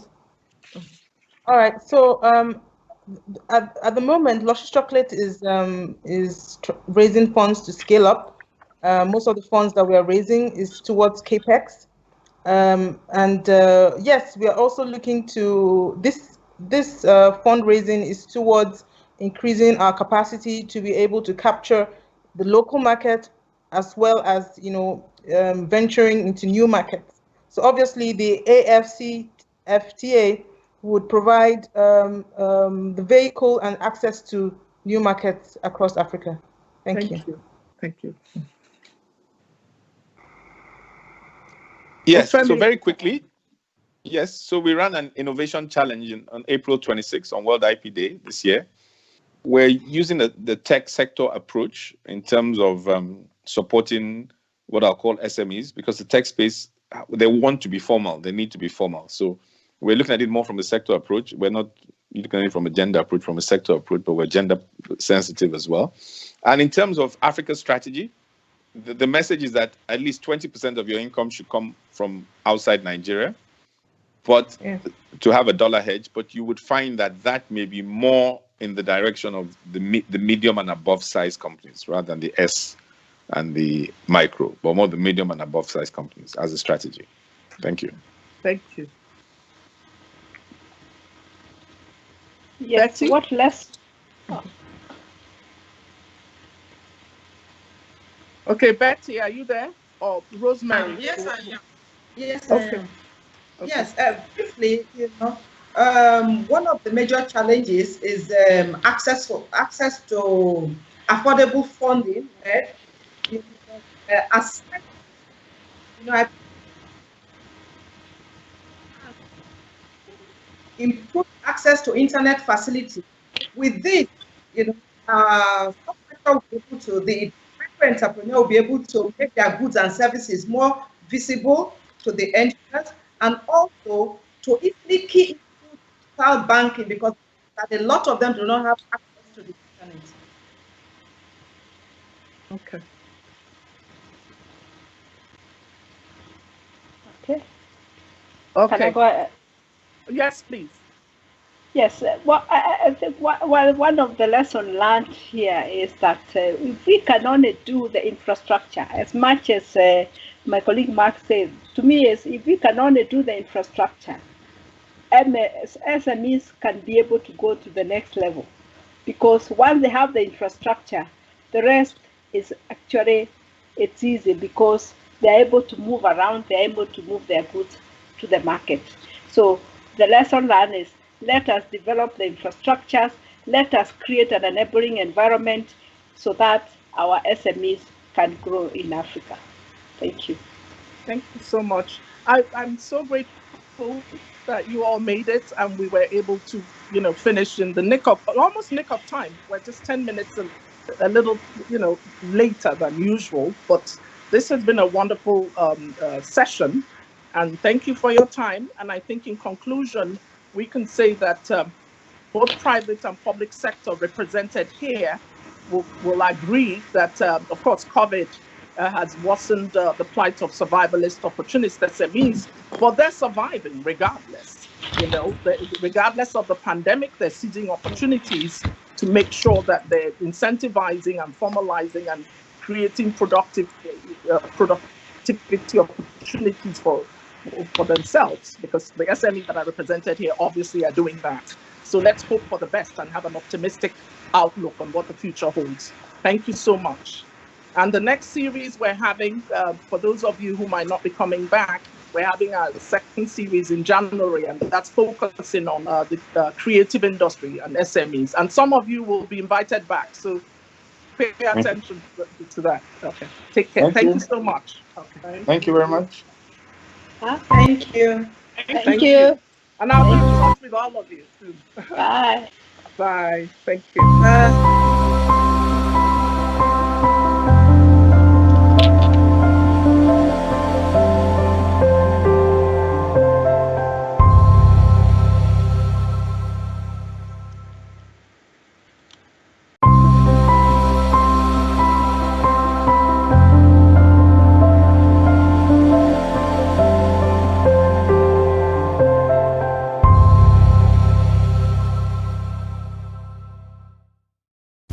Want to promote your business? Do you want to talk about your nonprofit organization? Do you want to talk about your culture? Introducing the online web TV, Afrique Today. Log in. You can watch us live at the same time on 4 platforms: Facebook, YouTube, Twitter, and using the Afrique Today app. Download our app today for Android or Apple. Promote your business today. For more information, go to www.afriquetoday.com. Afrique Today, the best of digital TV.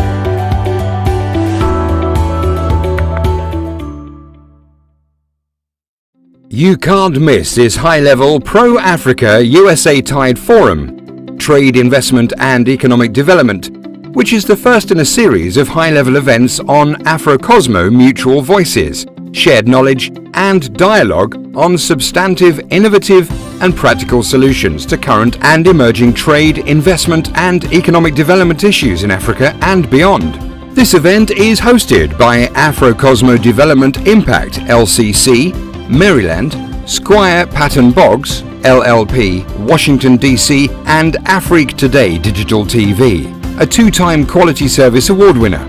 You can then state our full name and title and company with location, then also state day of event, etc. Theme: Incentivization, Formalization, and productivity of small and medium enterprises in Africa, COVID-19 and 2019 African Continental Free Trade Area. Moderator, Prudence Sebahizi, Chief Technical Advisor and Head of AfCTA Negotiations Support Unit, Department of Trade and Industry, Commission, Ethiopia. Co-moderator, Valentina Okaru-Bisant, Professor Esquire, CEO Afrocosmo Development Impact, LLC, Maryland, USA. Co-host, Frank Samolis, Esquire, Global Trade Partner and Co-Chair, Squire Patton Boggs, Washington, D.C., USA. Co-host. Featured speakers, Armando Manuel, the World Bank Executive Director, South Africa, Nigeria and Angola, and Washington, D.C. Mathew Gamser, CEO, SME Finance Forum International Finance Corporation, Washington, D.C. Mrs. Priscilla Ekwueme Eleje, former, retired as of December 2019, and first Director of Currency Operations in the Central Bank of Nigeria. Mrs. Ifeoma Anagbogu, HE Permanent Secretary, Federal Ministry of Women Affairs and Social Development, Nigeria. Betty Oluwasina, MD and CEO, Capstone Microfinance Bank, MD, presenter, and Antonia Obeya, member of the Board of Directors of Capstone Microfinance Bank, attendee. Adenike Adeyemi, Executive Director, Fate Foundation, Lagos, Nigeria. Rosemary Mburu, CEO, Institute of Trade Development, ITD, Kenya. Professor Ernest Ojukwu, Esquire, Senior Advocate of Nigeria. Femi Oyedipe, Chief Executive, Lush Chocolate, Lagos, Nigeria. Vivian Chaplin, Esquire, Director, Corporate and Commercial Practice, Cliff Decker Hofmeyer, South Africa. BioLion Adedeki, MBA, Founder and CEO, Dundonation, Nigeria. Dr. Salifu N. Bishop, President and CEO, Vision Global, Inc., Maryland, USA. Koye Edu, Esquire, Managing Partner, Jackson, Eti and Edu, Nigeria. This event will be live on Afrique Today TV. Afrique Today, the best of digital TV.